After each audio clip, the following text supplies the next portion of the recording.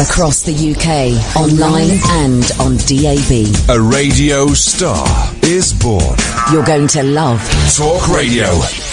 Talk Radio. And so it begins. We start the show with a film ring where we dissect Kung Fu Elliot. Have you seen it? Have you done your homework? So what do you think? Is it real, or fake?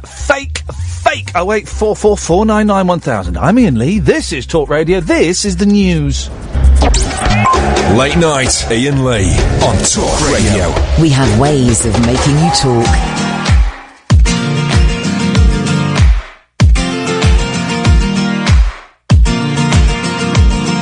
Struck by lightning sounds pretty frightening, but you know the chances are so small. Stuck by a bee sting, nothing but a bee thing. Better chance you're gonna buy it at the mall. But it's a 23 or 4 to 1 that you can fall in love by the end of this song. So get up, tell the bookie put a bet on not a damn thing will go wrong.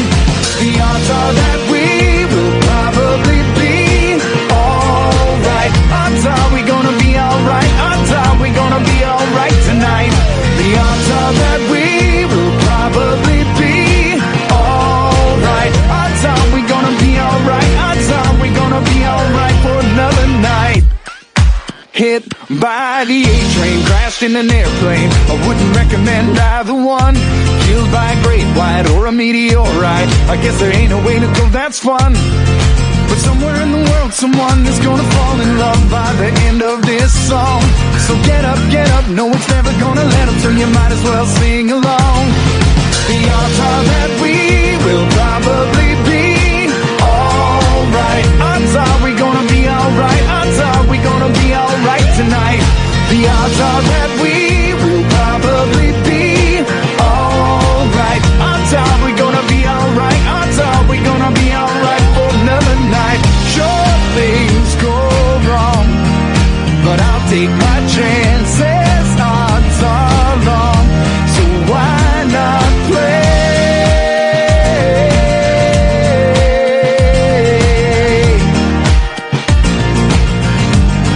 Struck by lightning sounds pretty frightening, but you know the chances are so small. Hit by the A-train, crashed in an airplane. Better chance you're gonna buy it at the mall. But it's a 23 or 4 to 1 that you can fall in love by the end of this song. So get up, no I'm never gonna let up, so you might as well sing along. The odds are that we will probably be alright. Odds are we gonna be alright. Odds are we gonna be alright tonight. The odds are that we will probably be alright. Odds are we gonna be alright. Odds are we gonna be alright tonight. The odds are that we will probably be alright. Odds are we gonna be alright. Odds are we gonna be alright tonight. The odds are that we will probably be alright. Odds are we gonna be alright. Odds are we gonna be alright for another night.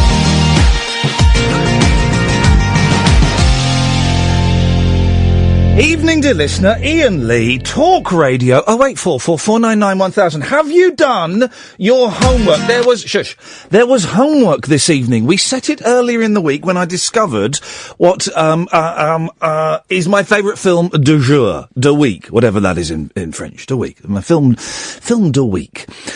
Kung Fu Elliot. I stumbled across it on Netflix. After, you know, those evenings you have where you want to watch something on Netflix and, Netflix causes you to lower your standards quite often, right? And I started 3 films and got 10 minutes into each one and went, nah, this ain't working.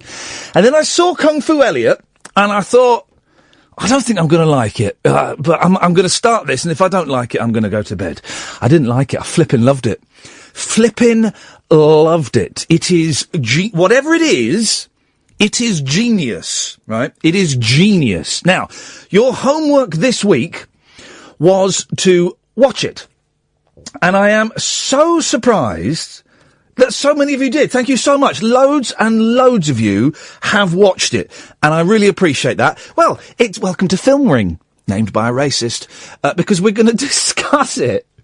And if you want to take part, you can do. 0844 499 1000. We call you back. All right?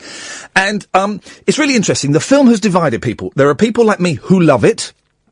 There are people who are the opposite end of the spectrum who hate it. There's hardly anyone in the middle who goes, it's all right. They loved it or hated it. There is another division that we'll get to in a little bit, but I am really pleased and excited to say we've got the men behind that film on the line now, all the way from Canada. It's Jaret Belliveau and Matthew Bauckman. Good evening, gentlemen. Good afternoon, whatever it is over there. Oh, hang on, hang on a minute. Let me put you there. There we go. I've got you now. There, you should be there. Hey, guys. Hey, Matthew. Hey, Jaret. Can you hear us?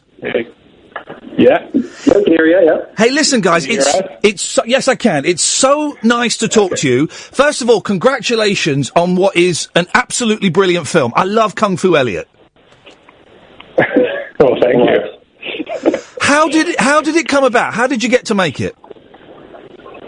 Well, it started off, I guess, when Jared and I decided to do a feature film. Jared had just finished his first documentary, and we decided to co-direct one together. And I was going to film school in Toronto a while back, and my dad would send me articles from the local newspaper, and then Elliot's name kept popping up for, I think it's for his first movie, They Killed My Cat. And I loved the title, and then when Jared and I were thinking about doing this documentary in New Brunswick, I just asked him, I'm like, have you heard of this Elliot guy? Like, he's doing these martial arts movies. That's all I knew, and he was kind of presenting himself like an award-winning filmmaker.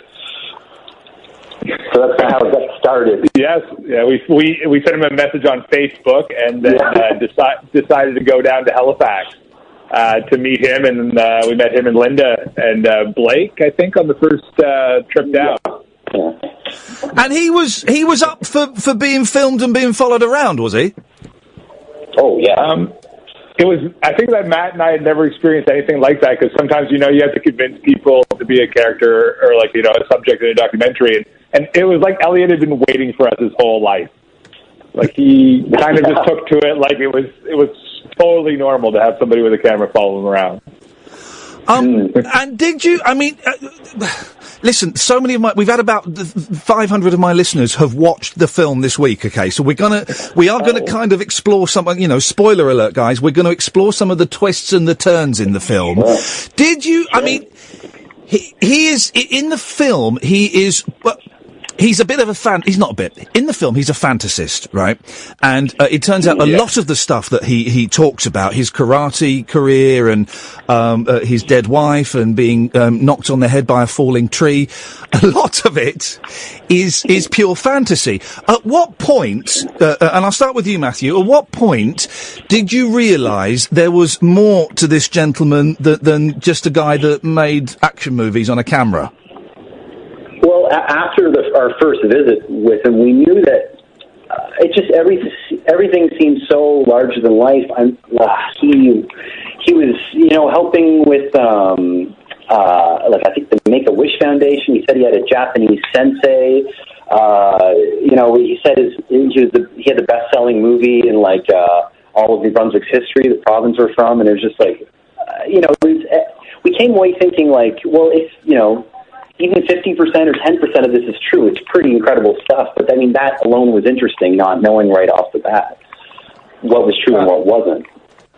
And go on. Sorry, Jaret, go on. Oh, sorry. No, I just wanted to say that, one thing with what the stories he was telling them, they were all kind of innocent stories. We knew he was a passionate guy that obviously had already made 2 feature films. He had been working on this 3rd feature film for, I think, 8 months at the time than when we first met him. So, and plus we kind of believed more than we did in the end, obviously, because Linda was sitting there usually next to him and agreeing to it.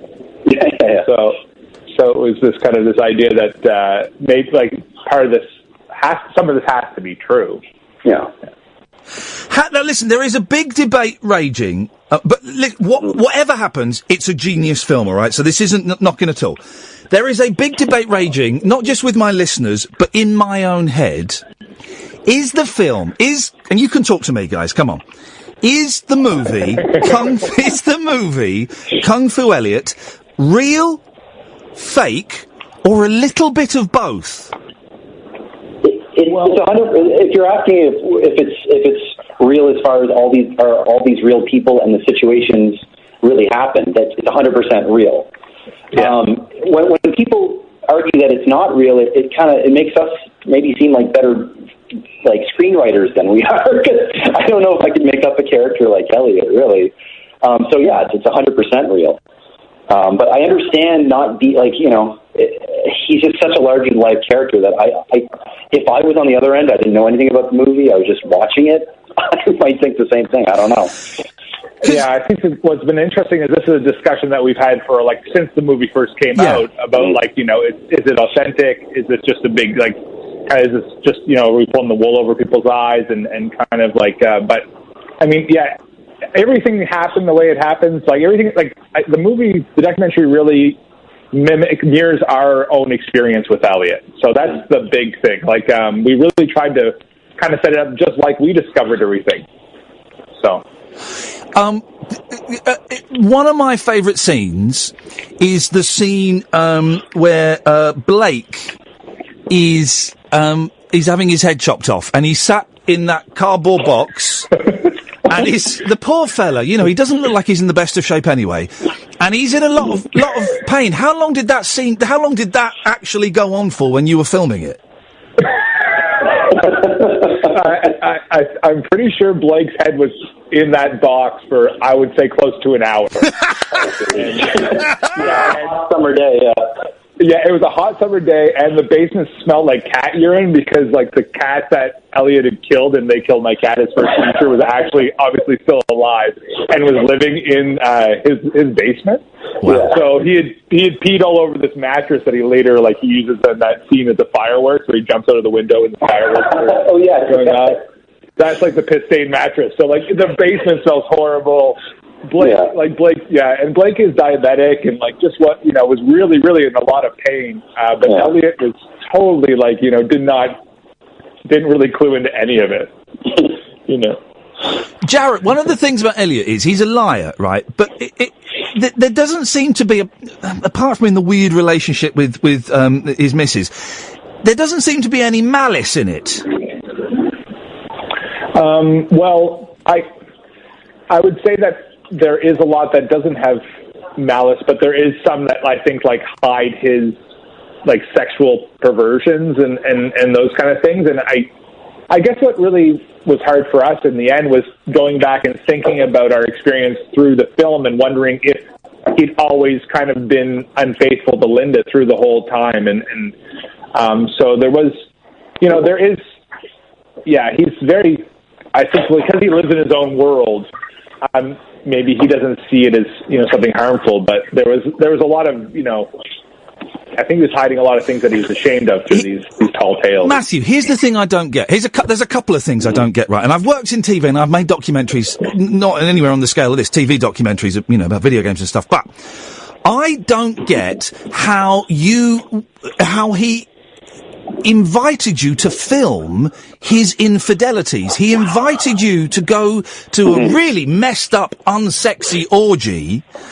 and film that. How did that come about? Well, I mean, we had been filming for, was it about 2 years at that point? So we were just kind of part of Elliot's background after a while. We were there so often. And that's the bonus we had is that we had access. We were close enough by that we could just drive down there for a few days. And I think we were feeding some kind of need that Elliot maybe didn't realize he had, so we were there. I'm not sure. It's I was having trouble with this because I feel like I know less about Elliot now than when we initially started, because Jared and I would have all these theories about why he's doing what he's doing. Of course, he's the main character of our movie, so you have all those questions, but in the end, I honestly can't tell you why he invited us there.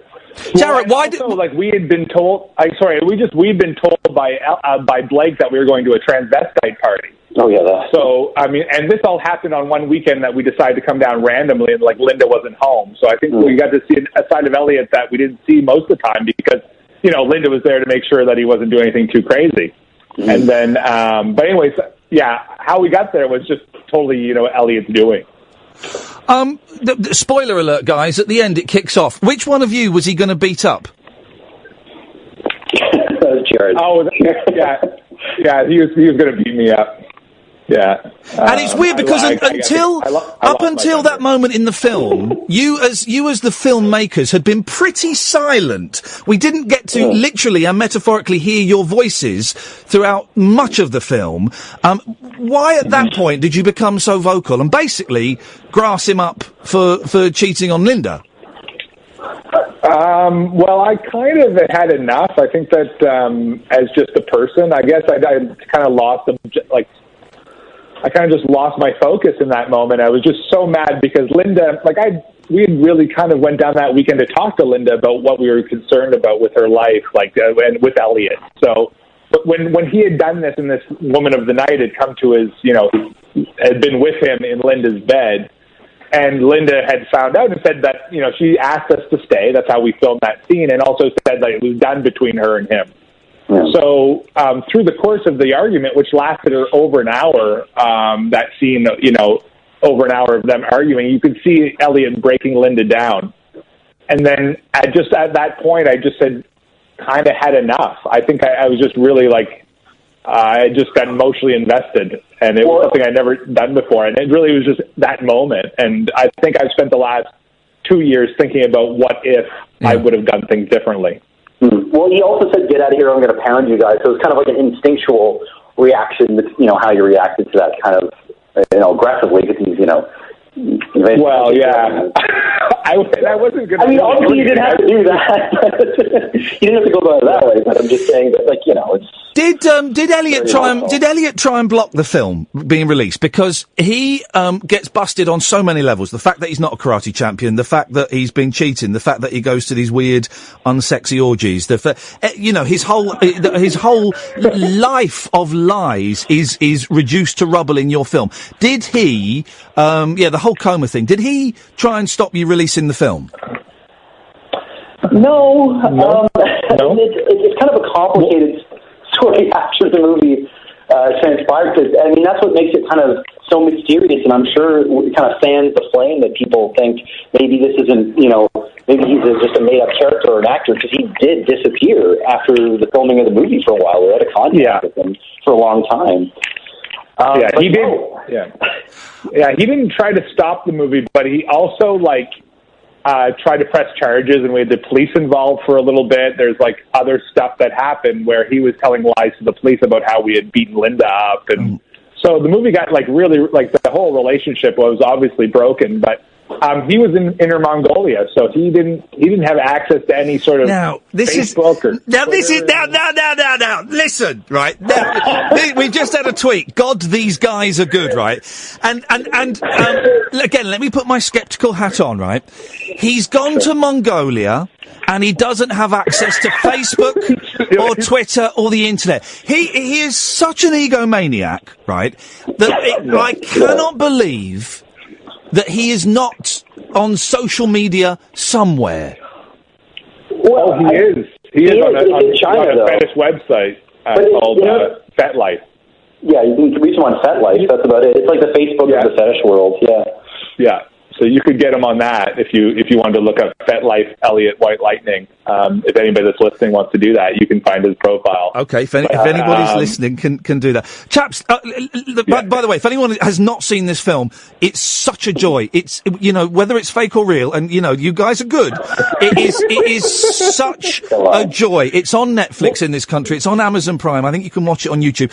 Chaps, I've got to play a couple of adverts. Can you stay on hold for a couple of minutes? Is that okay? Oh, sure, of course. Absolutely brilliant. Thank you very much indeed. Well, there we go. This is the first film ring. We've got Jaret and Matthew, who are the people behind the movie I've been banging on about all week, Kung Fu Elliot. Beef, Katia, Julie, stay there. We'll come to you after this. 0844 499 1000. I've got some no-mark. What's his name? Graham Mack, who is a blogger and a vlogger, giving me hassle because we're not talking about that. The thing that everyone's been talking about all bloody day and is really boring. Let's have a break, Graham. Let's have a laugh. Let's talk about life and humour and art and Kung Fu Elliot, which is just a brilliant film. I did. We've got Matthew Bauckman and Jaret Belliveau, who are the gentlemen behind the film, on the line all the way from Canada. Thank you very much indeed. I did a Twitter poll earlier on. Okay, Kung Fu Elliot, is it A, real, B, fake, C, a little bit of both? We had 224 votes.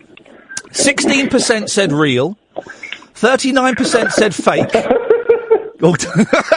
And 45% said a bit of both. Now, here's what, and I keep swinging around all over the place, right? Here's where I am at the moment, right? A lot of the people in the film, were real, like the guy doing the music and Blake and all of that, they were real, right? Mm-hmm. But Linda and Elliot were, either, were put-up jobs, and you were kind of, it's that virtual reality. You had a couple of actors surrounded by people who thought the whole thing was real. How does that sit with you? Do you take that as an insult, Matthew? I think it's a compliment because, we work on documentary films, but also, looking at these narrative films too, so it just makes us seem like good writers. Like, I don't mind the comparison. At first I was upset, the documentary filmmaker, how could they not, it's a compliment, really. It's not true, but. Yeah. I mean, I guess, I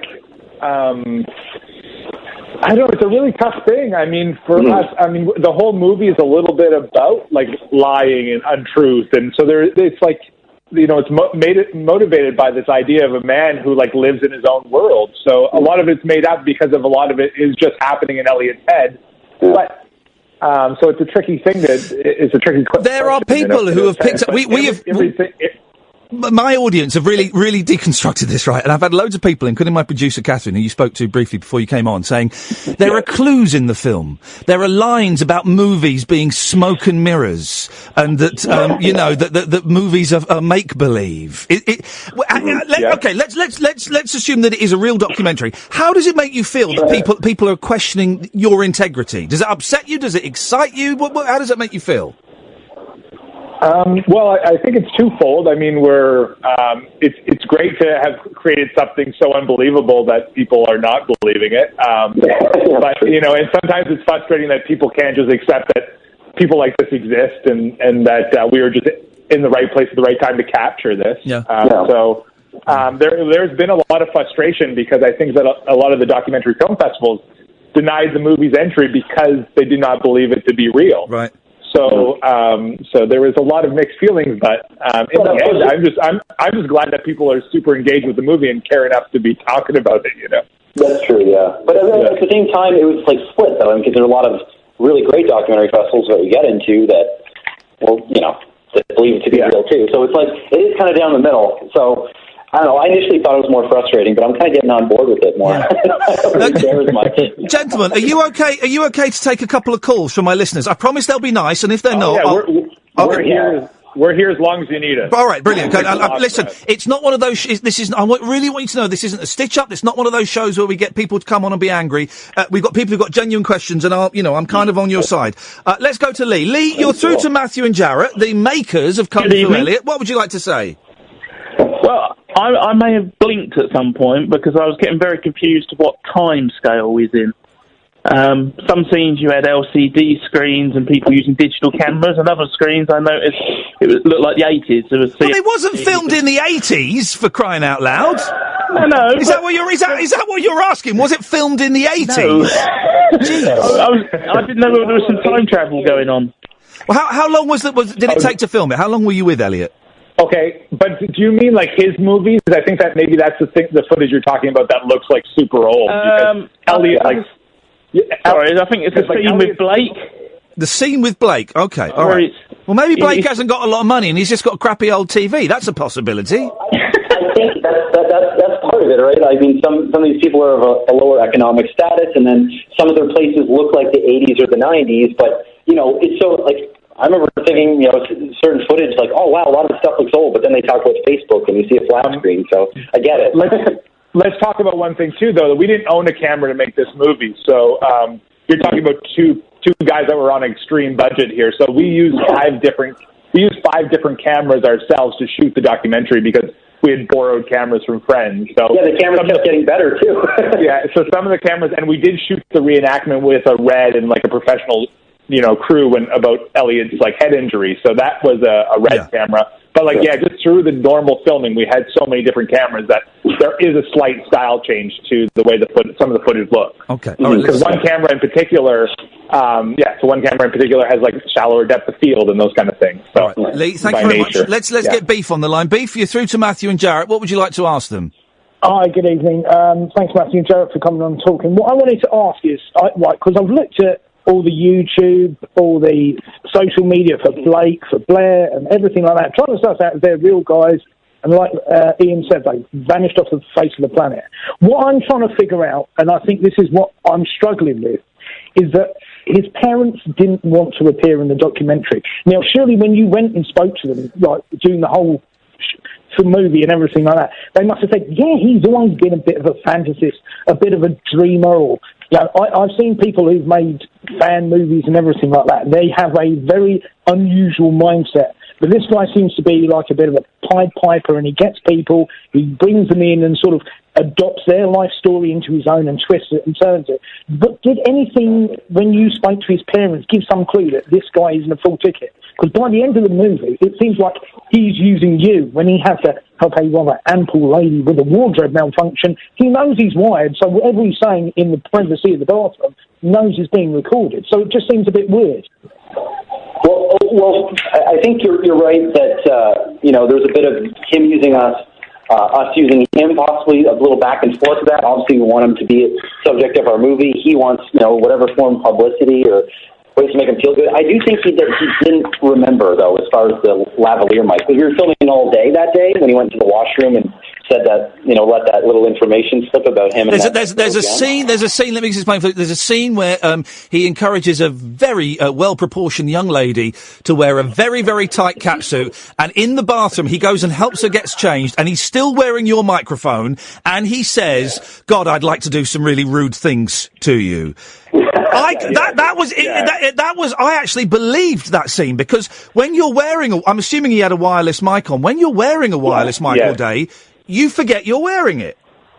Yeah, we'll have Robert Durst in the Jinx, right? So, I mean, come on, it's going to happen to Elliot. And we'll give you, I guess, one idea, too, about, I think you mentioned something about his parents and not wanting to be in the documentary. When we went to see his folks, this is a direct quote. We said, well, would you mind being interviewed? And they said, we'll have nothing to do with this documentary because we have no idea what Elliot has told you. Yeah. So, that's what their feeling was, because Elliot, one thing that you have to understand, Elliot has had several other lies that we found out about, since the beginning of the documentary. Like, when he was 17, he was telling people in Moncton, our hometown, that he was in a famous band that toured Japan. And he used to walk around with guitar, and women would he would have groupies. So this movie, this Kung Fu karate master is just one role that he's played. Yeah. My sister, who's listening in New Zealand, this is truly international with you in Canada and us in London. She says, if you guys were on quotes an extreme budget, how could you afford to go to China at short notice? Boom, she's got you there. No. That was short notice. Sure, no, that's great. It cost it was only $5,000, and we luckily had friends that had air miles. Yeah, so we drove several provinces away, the next province to Ottawa, and then we had to fly out of Toronto and call in a lot of favors, and it was very last minute, so we weren't even sure Elliot was going to go. So yeah, and also Elliot told us with a week's notice ourselves that he was going to China, which we didn't believe, obviously, because we weren't believing that much. And we were like, "Oh, you're going to China? Sure, you are." And then he's like, "Hey, I'm going to the airport tomorrow. Do you want to come and film me?" We're like, "Oh man, he's really going to China." And one other thing too that it'll just show you how crazy we are. We were going to China without knowing where he was exactly, and the only reason we found out was because the person we were staying with in Ottawa had a friend who spoke Mandarin, and was able to call and find out what hotel he was at. So, but we had faith that we would find him. But we're talking a little budget. What I mean is we had no other support than our own jobs. That was what was paying for it, and then small investments from people. All right, let me bring Katia in. Good evening, Katia. You're through to Jaret and Matthew. What do you want to ask them? Oh, hello there. Well, I'm just so excited about this. It's just got my imagination going, and I'm trying to find that they killed my cat, and if I can't find it, someone has got to do it. Really. Well, this is the thing. This is the thing, guys. Because I emailed you and I said, guys, have you got a copy of They Killed My Cat? And you replied, yeah, but only on DVD. I replied, is there any chance of ripping it and sending it to me? You didn't reply. Well, and it's not on YouTube. It's not on YouTube. It's not on eBay. It's nowhere. We only have a DVD that we got from Elliot. We gave several copies away. We had an unfinished version of Blood's Fight, because that wasn't really finished, and then we had his other movie, Stalker and the Hero, too. On DVD. We'll tell you something about these movies. He said he sold 10,000 copies. He sold like 200. Yeah. So they're kind of hard to find, but 2 copies just did sell recently on eBay. So there are a couple out there, but it's not very many, obviously, because they're kind of collector's items. Katia, I don't know, because I'm a fan of really obscure movies, like, Z movies and everything, and I found some really Katia, if a guy is self-publishing DVDs, that's different to even getting a limited release on a small indie label. That's a guy who's literally, packaging them at home and selling them outside the shop. Yeah, that's exactly what happened. Like, Linda paid for them all. So, I think she bought 200 copies of They Killed My Cat. So, and this happened in, rural New Brunswick, like Moncton, New Brunswick, and Halifax. So, but we're trying our best. Like, if we could get back a hold of Elliot and try to help him get his movies to the world, we'd love to do that. I mean, we don't hold any hard feelings against Elliot. We would love to have brought him to film festivals, and I don't know if that would have been a good or a bad thing, but... And we have been speaking to him since, too. Yeah, so actually did get a hold of him to everybody. Yeah. So, but just keep in touch with us through our Facebook page. And if we ever can, get together, a release of his movies, or we're looking forward to doing that. Hopefully, at some point. When was the last time you? Go on, sorry. Oh no, I was just saying, no offense to you. I mean, we should have messaged you back, but also we want to talk to Elliot first. He's just a hard guy to get a hold of before we just send you, his movies. So his movies are what they are, but we want to get his permission, right? When was the last time you spoke to him? I'll put you on. When did you last speak to Elliot? We spoke to Elliot before Fantastic Fest, so it's a year ago. Okay. And we were trying to fly him over from Inner Mongolia to go to Austin, Texas, because Tim League of Draft House was considering doing a debate with him about martial arts. So at Fantastic Fest, so we tried this big thing, and Keanu Reeves was there, and we tried to use that to our advantage. Because obviously John Wick is fan. Yeah, because John Wick's actually a lot like They Killed My Cat. It's just They Killed My Dog. Yeah. There's a tweet here from the Beefhead who says, these guys are either the M. Night Shyamalan of documentaries, or they've just pulled a 21st century Blair Witch.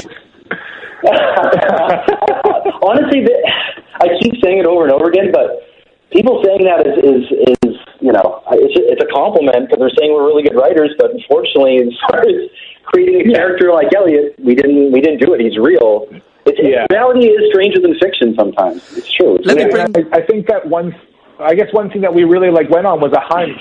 We started this movie with a hunch that there was a bigger story there, and there turned out to be. And I think most documentaries start like that, and some of them are able to come together because things happen, and some of them aren't. So we were just able to be in the right place at the right time, and to have a guy that was super excited about telling his story and being in front of a camera. So it wasn't hard to be there with him. He was excited to have us there. Let me bring Julie's into the conversation. Evening, Julie. What do you want to say to Matthew and Jaret?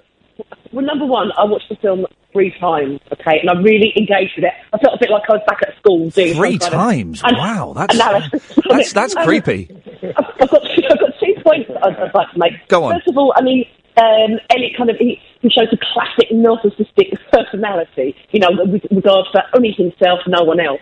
Now, if that's the case, I would have thought that he would have been on at you guys constantly let's make another one, let's do this. I'm surprised. It just doesn't make any sense personality-wise for him to then kind of fall off the face of the planet, or not be interested in kind of getting in on the action. That's my first point. My second is that I don't think... I think that Elliot's based on a real character, but how sometimes maybe at school you've got the kid who says, "Oh yeah, I've got a banana tree in my back garden," or "I've done this," or "I've done that," or "Guess who my dad is." I think maybe it's based on somebody that you know who is maybe fantastical, but that you made a documentary around the character that you know, so that rather it actually being him. Does that make sense? Well, sorry, I just had to tell you guys something.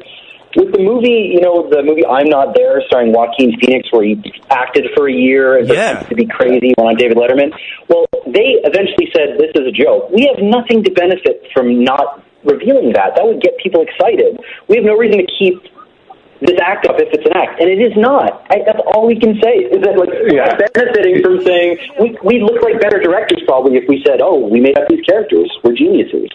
We just have to be there and capture it in a certain way. Julie, so Elliot is not an actor playing the person of Elliot that you've known previously, no? No. Elliot. You went to school with Elliot. Yeah.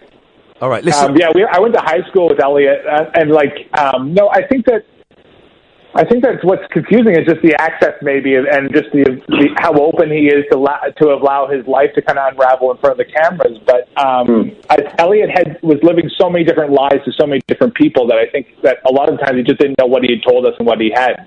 Yeah.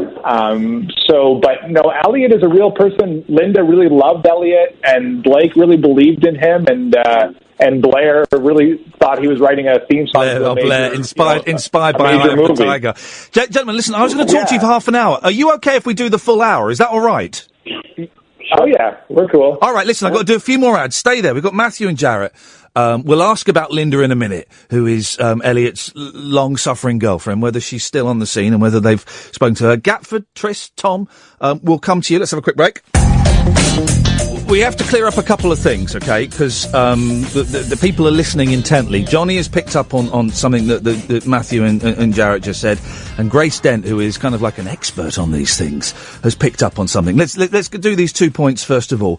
I don't know which one of you gentlemen it was, but one of you said you went to school with Elliot.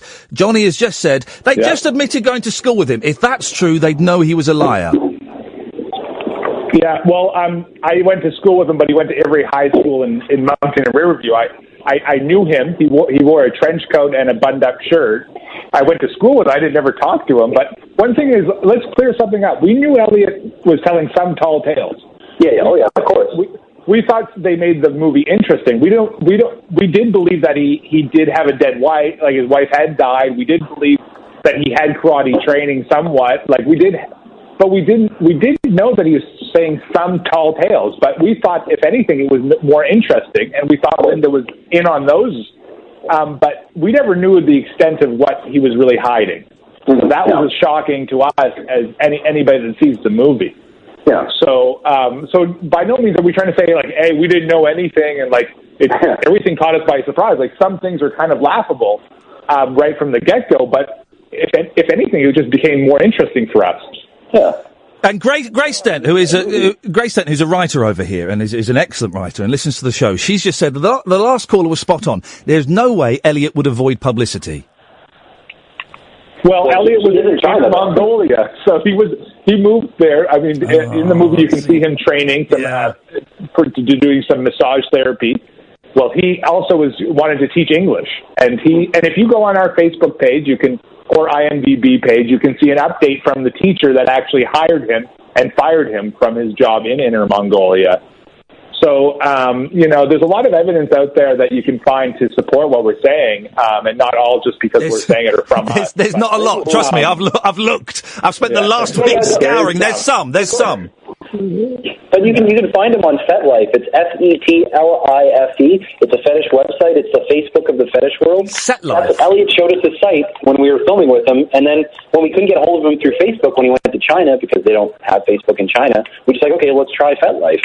Send him a message, and then that's how we started talking to him again. And honestly, if it was a big joke, wouldn't we continue doing his Facebook and Twitter? To maybe you had a lot of fun with Elliot's fake Twitter account. I just feel like if this was a marketing ploy, it was really stupid on our part. All right, maybe you guys have got a lot of time on your hands. I don't know. Maybe your careers haven't worked out. We will find out what you're up to. Well, we obviously have a lot of time on our hands. We filmed Elliot for 2.5 years. I know. We will find Matthew Jarrett. We will find out before we go. You know what you're up to at the moment. If there's any other stuff you want to plug, let me just squeeze. We got time for 3 more calls. I think. Let's go to Tom. Tom, what would you like to ask them? Hi. Yeah, I just watched the film earlier and I absolutely loved it. It was brilliant. I started off very sceptical, but then went on the internet and looked at all the YouTube videos. They're from 6 years ago. So I'm now a believer. Oh, yeah. But yeah, that's true. There is a lot of there's a couple of blog posts from 2011 and 2010. The videos are from years ago. But what do you want to ask them, Tom? Yeah, in the orgy scene, how did you get everyone's permission? Yeah. Because I wouldn't have liked to give them the permission if it was me. Well, yeah, they're exhibitionists. So yeah, like they were turned on. They loved that the guys with cameras were there. Yeah, I think that was the easiest. Those are the easiest ones to get from anybody. It was really awkward at first. Like Jared and I were just kind of standing in the corner. We didn't know really how to approach it. And then they're like, "Who are those guys?" And Elliot's like, "Oh, they're filming me. They're doing a movie about me." And then there was like a long pause, and we're like, "Do you guys want to be in the movie?" And they're like, "Sure." So we just started filming. And let's like put this into perspective. We thought we were going to a transvestite party, which we thought was weird enough. And then we walk into this house that's like kind of really gross. There's like pet rats on the floor, and the larger woman is like got needles around her belly button. Yeah. And just 2 phobias of mine. But we didn't start filming right away. I think that anybody that's done a documentary knows that you need to have people's permission, and also that they have to be comfortable. We hung out with them for probably 40 minutes before we even started shooting any footage. Yeah. To kind of get into the whole thing that was happening. But yeah, their releases were super easy to get. They signed them right away. They thought it was awesome. Okay, all right. Well, let's get a couple more calls in. Gatford, you're through to Matthew and Jaret. What do you want to ask them? Hello. Yeah, go on, Gatford. Oh, hello. Sorry, guys. I love the film. 2 very quick questions. One, how much extra footage have you got that you didn't use in the film? What, of the orgy scene? Oh, you just mean the movie in general, Gatford. Sorry, you just mean the movie in general. Yeah, how much extra footage have you got that you didn't include in the movie? We have 136 hours of footage, I think, in total is what we had. Yeah, I mean, like 2 years, a little over 2 years of filming, like a lot. So quite a bit. Tons of stuff. So a lot. Go on, Gatford. What's the other question? The second question is, how on earth would anybody ever let Elliot stick needles in them? Why on earth would you ever let that? He trains to be an acupuncturist, doesn't he?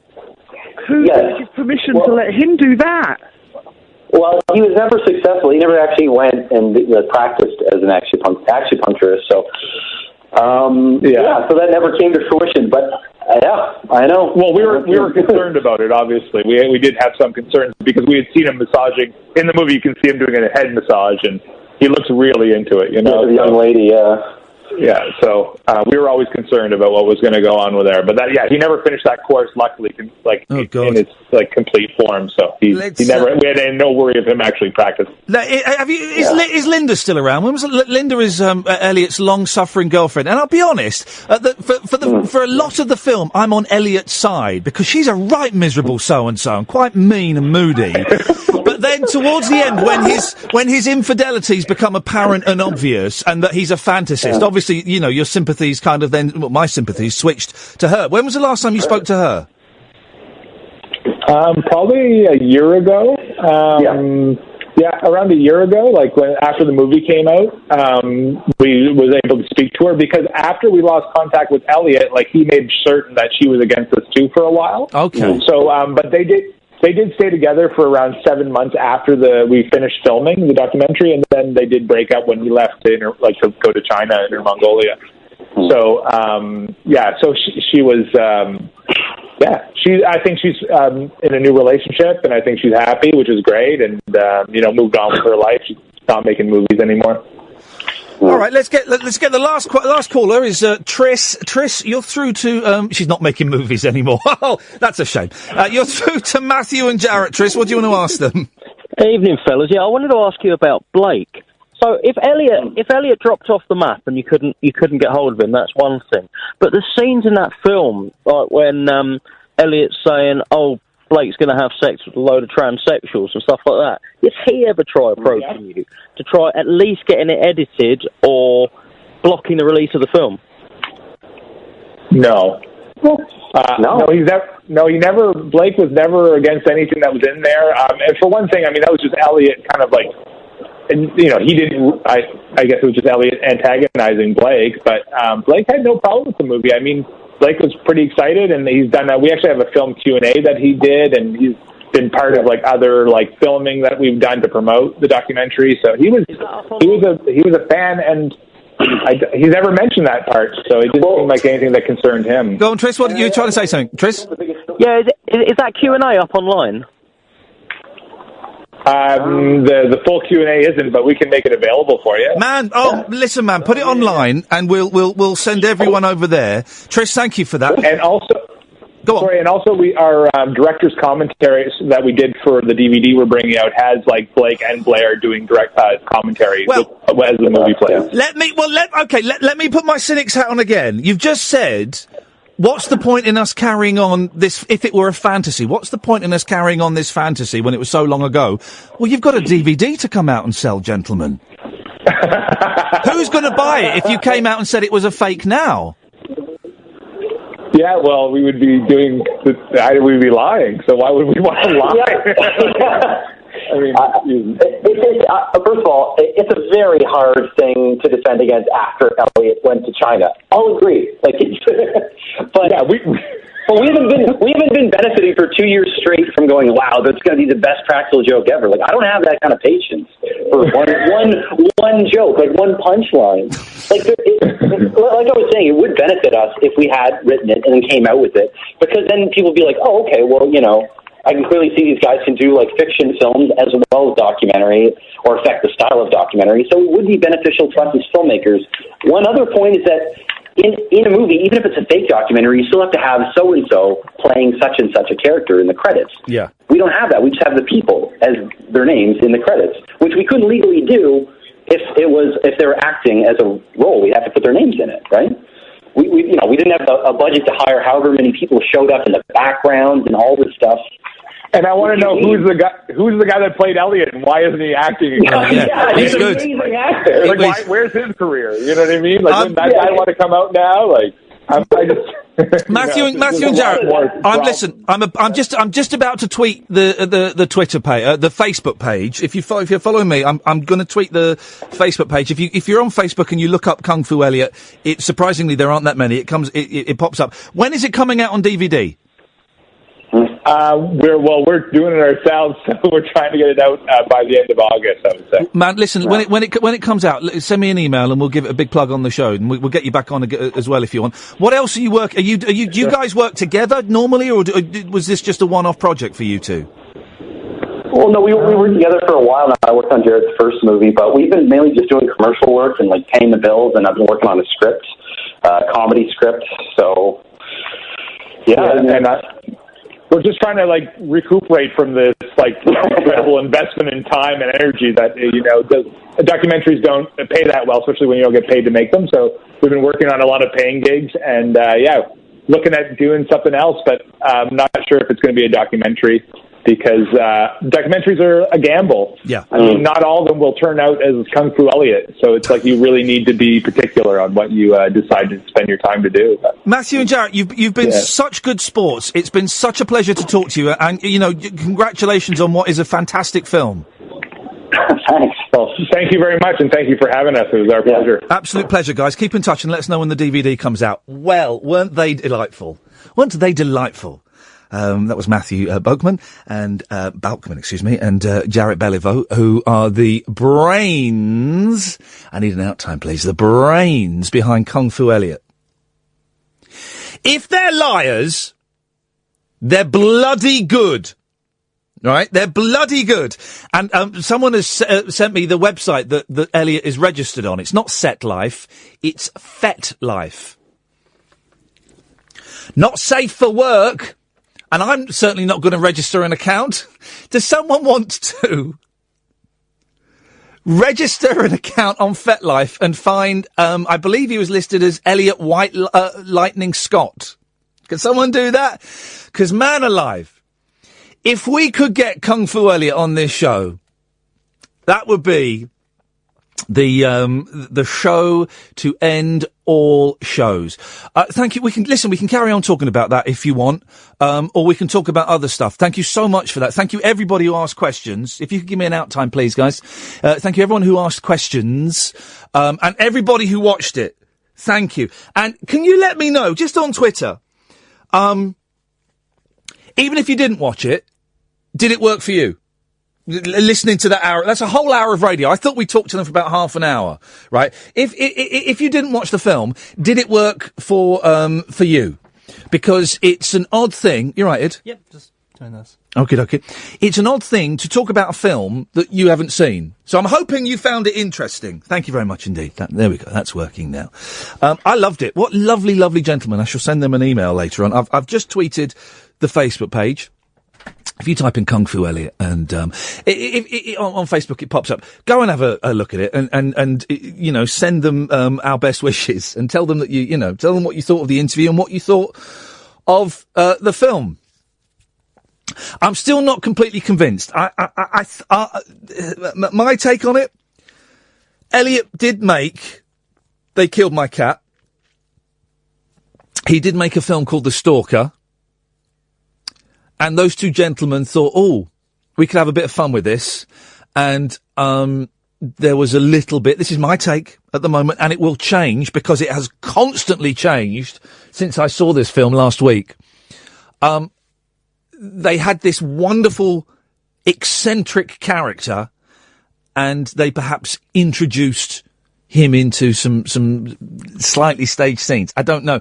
I have been in touch with one of the actors, Blake, who's in the film. And found him on Twitter, found him on Facebook, sent him a message on Twitter, and he kind of replied. He posted a couple of messages about an hour ago and then disappeared and shut up, which makes me think that is a fake account. Oh, does it matter? Does it matter really? Because I love the film. I love chatting to them. I loved your questions.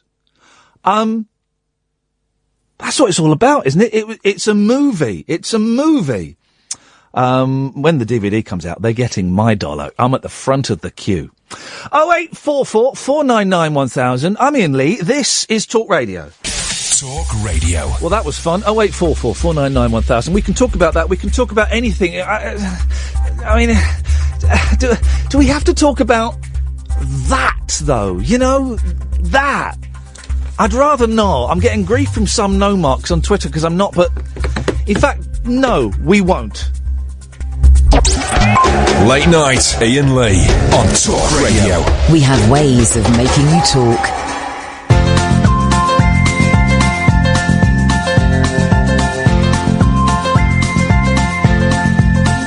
There's a voice that keeps on calling me down the road. It's where I'll always be. Every stop I make a new friend. Can't stay for long, just turn around and I'm gone again. Maybe tomorrow I'll wanna settle down. Until tomorrow I'll just keep moving on. Down this road that never seems to end. When new adventure lies just around the bend. So if you wanna join me for a while, just grab your hat, come travel light, that's hobo style. Maybe tomorrow I'll wanna settle down. Until tomorrow, the whole world is my home. So if you wanna join me for a while, just grab your hat, come travel light, that's hobo style. Maybe tomorrow I'll wanna settle down. Until tomorrow, I'll just keep moving on.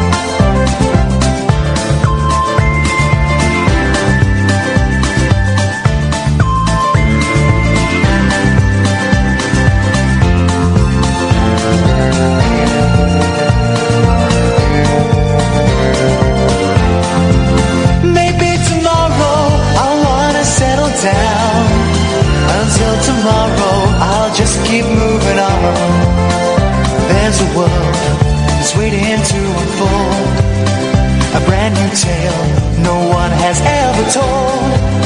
We've journeyed far, but you know it won't be long. We're almost there and we paid our fare with a hobo song. Maybe tomorrow I'll wanna settle down. Until tomorrow I'll just keep moving on.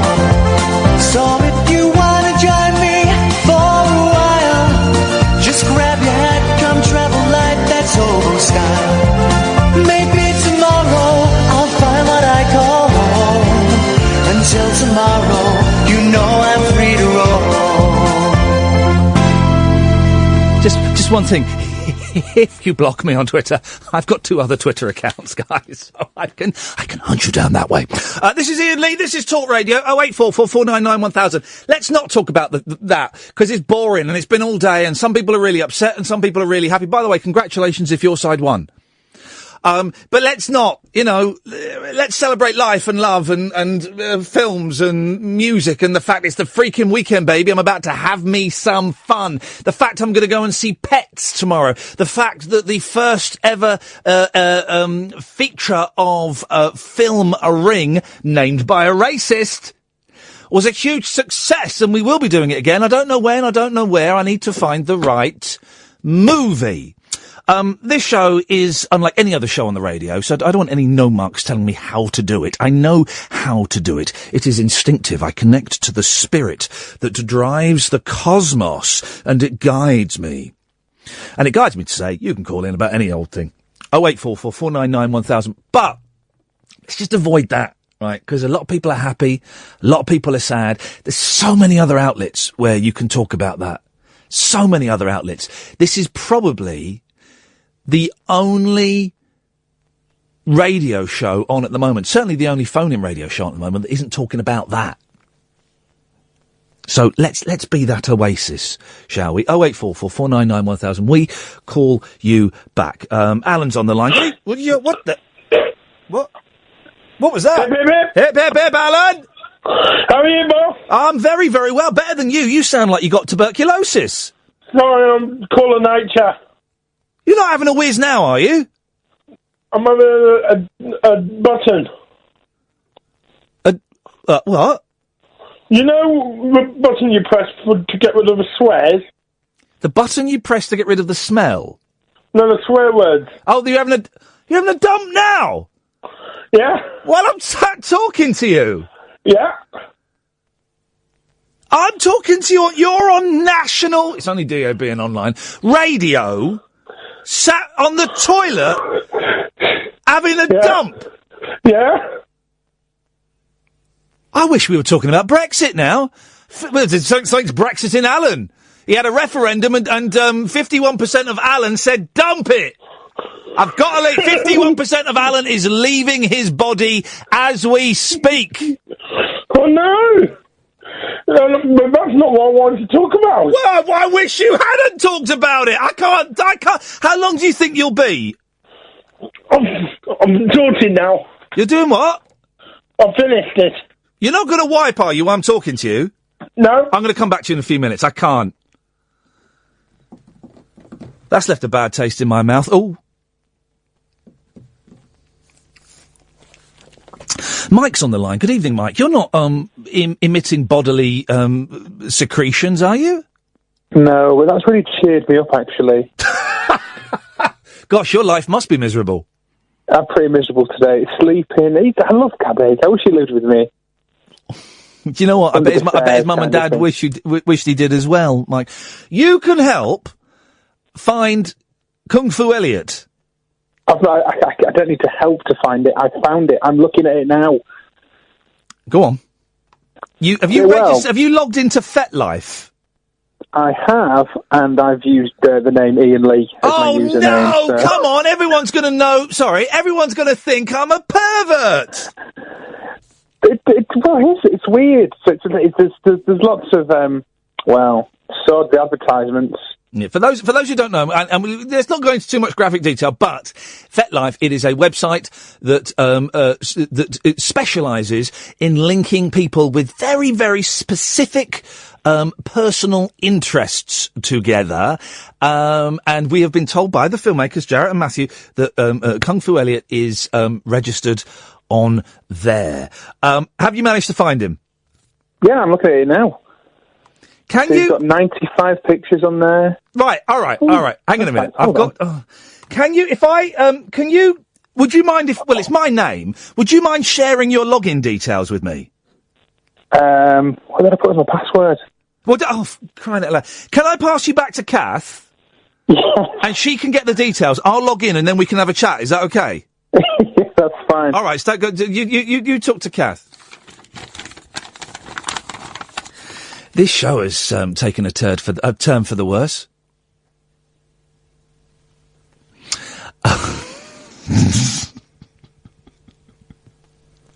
Hey, wasn't George Galloway good? Wasn't he good? Now, before people start, last time I congratulated George, I didn't know the fella, met him for the first time tonight. I had loads of people saying, you congratulating him for? Ooh, he's a slime bag. Ooh, he's an anti-Semite. Ooh, right. First of all, I don't think he's anti-Semitic. Right. Secondly, I didn't say I agreed with everything he said. I certainly don't agree with a large portion of his politics. Certainly don't agree with a large number of things that he, targets he has honed in on. But do I have to like someone that I listen to on the radio? Do I have to agree with the politics of someone I listen to on the radio? No. I agree with some of George's stuff, but not a lot of it. I certainly didn't agree with him on Brexit. But I'm not so narrow-minded that I have to listen to people on the radio who agree with me on everything. Find that boring. First of all, I like to be stimulated. I like to be made angry, sometimes by a broadcaster.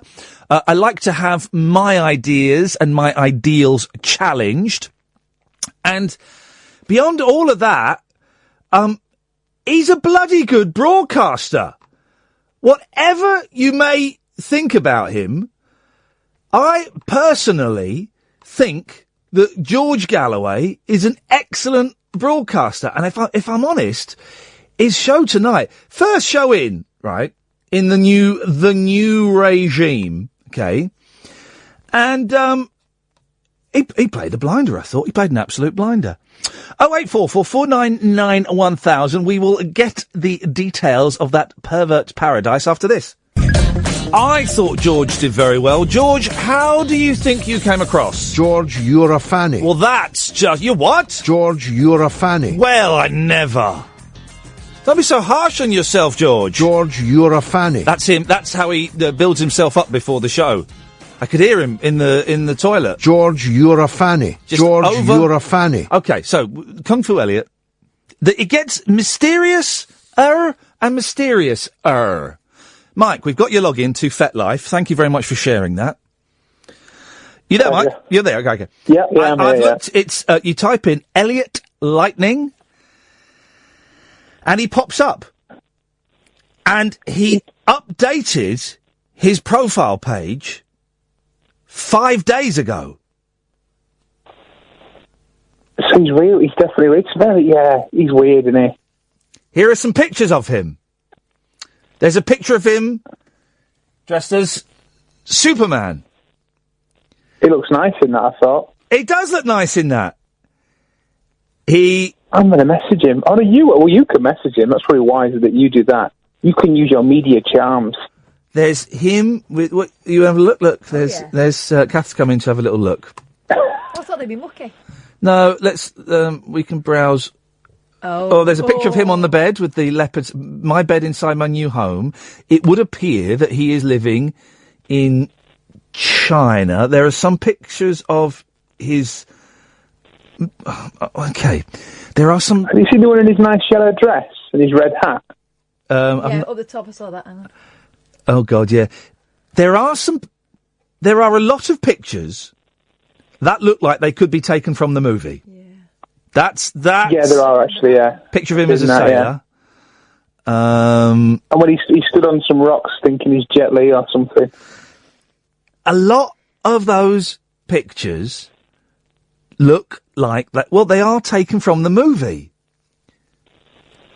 Have you seen him always, like, digging out the eyes of a couple of lamb chops? Yeah, that's in the bottom? that's in the movie. The last writing was...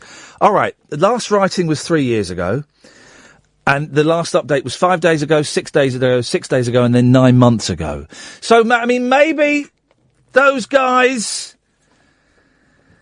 have... right, I'm gonna... Oh, God blimey. I don't... Would you be able to contact him, Mike? I'll contact him. I'll send him a message and I'll give him my email. But you can keep checking the messages because it's not a place I particularly want to visit. What do you reckon, Mike? Is the film real or fake, or a bit of both? I think real. If not, he's a fantastic actor. Yeah. And that bit where they go into that room that's inappropriately sized for an orgy. Yeah. And he's wearing a suit. I don't know. I've never been to an orgy. I don't think I'd wear a suit to one. I'd wear some loose-fitting tracksuit bottoms. Well, but maybe he wanted to make... I'm just going to message the Kinkster. So it says that, UK radio show. Maybe he wanted to make a nice impression. Is it how you do that at those type of events? What? I don't know. It's the most unsexy... scenario one could possibly imagine, isn't it? It's a hideous... Just when his mate sat down, is that if he was wearing a vest or something? He's wearing a waistcoat. And the big lad, he strips down to just a leather waistcoat. Oh, it's a funny film. I don't know how... It's one of those movies I watch. I don't know how I feel about that. Yeah, well, Mike, listen, thank you so much for that. I'm gonna send him a little message. I'm not gonna keep the login details because I don't really want to visit this place. I'm gonna give him my email address, so hopefully he'll email me directly. But if he sends you a message on there, would you let me know? I'll check it once a week. Yes. Thank you, Mike. You're a good sport. Thank you, mate. Let's, Tony, Katia, stay there. Let's hope Alan has finished his number 2. Alan. Hi, Ian. Did you wash your hands? Yes, I did. Good lad. What you got for us? I want to talk about Scooby-Doo from last night. Oh, yeah? And you remember Scooby-Doo, Where Are You? Yeah. It was the original theme tune. Well, and I saw a YouTube video which had all the Scooby-Doo entrance themes, and that one, the Scooby-Doo show, was from 1976. All the Scooby-Doo things. For anyone who missed it, last night we played what I was claiming to be the original Scooby-Doo theme, but in Swedish. But you're saying now that was not the original Scooby-Doo theme? No, that wasn't the original. It was Scooby-Doo, Where Are You? Oh, blimey. Well, in that case, Alan, I eat my hat. So it's hot fried or grilled? I wish... The problem is, I'm too tall for hats. I do like hats a lot. I'm too tall for them, but I'm starting to get to the age, since growing this ridiculous beard that I'm going to let grow into a full Grizzly Adams, right? You really don't sound well. I don't give a stuff what anybody thinks about me and the way I look. I look quite preppy today. I'm wearing a Gap t-shirt that I got for my birthday. So I might bring in my fur hat on Monday. I did buy some hats on, what is that you breathing? No, it's the tumble dryer. Flipping it. Or is it, it's not a bit more escaping, is it? No. Okay. All right. Well, Alan, thanks for clearing up the Scooby-Doo mess. And also, that was a good hip for John Galloway. He didn't have a clue what I was talking about. Oh, yeah, you phoned up Galloway and did a hip. There's a surprise. Of course he doesn't have a clue what we're He didn't listen to this rubbish. And I'm already a legend. Well, you say legend, Alan. I mean, you're the first person I know of to take a dump live on the radio. The double dump. Where were you when you heard that? Tony's on the line. Good evening, Tony. Hello, Ian. How you doing, folks? Ian.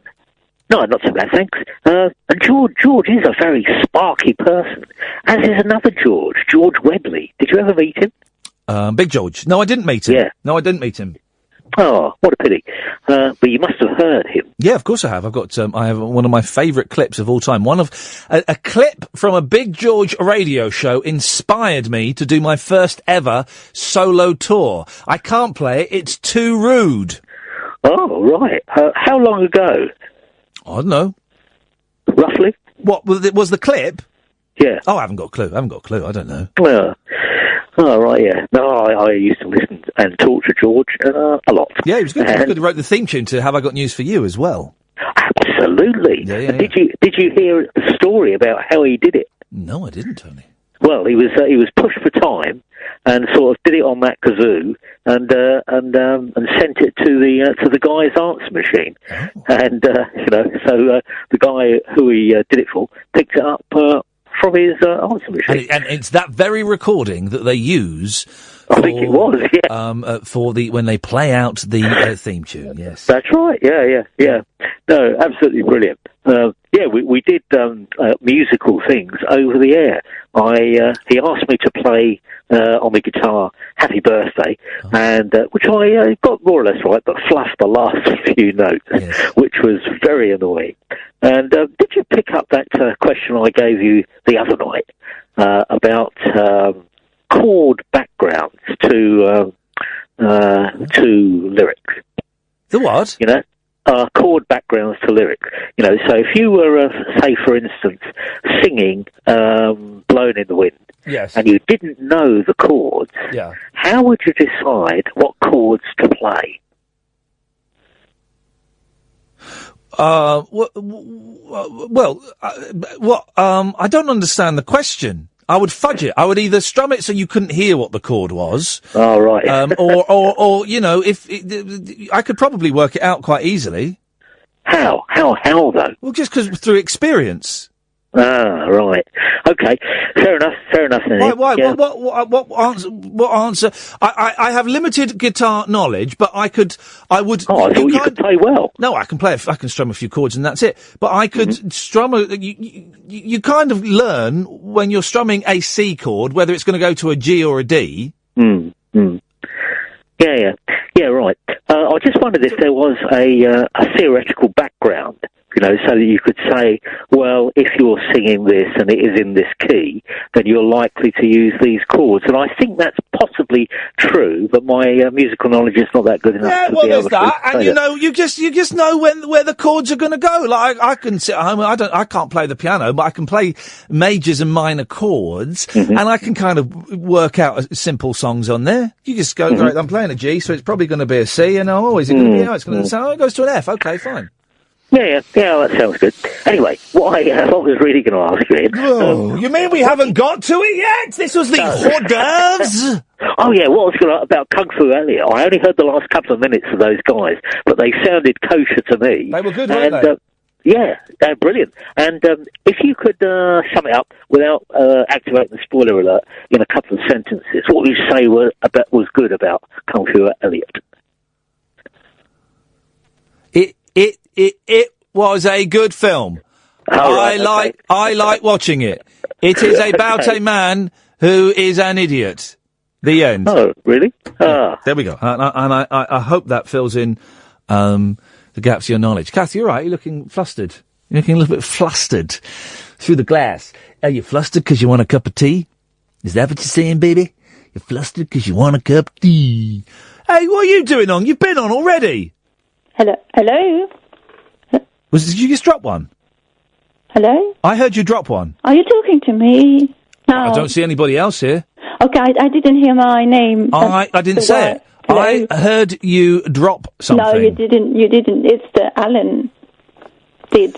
You did do and that. well, you've been on already. Can we call Canada because I was on the Facebook page and someone says you can find They Killed My Cat in, what is it, Spinet Records. And I've looked online. So have you tried ringing them? No. Could we ring them? Have you got the phone number? Yes. All right, well then, what's the dialing code for Canada? Is it the same as America? 001? 01. Okay, yeah, go on then.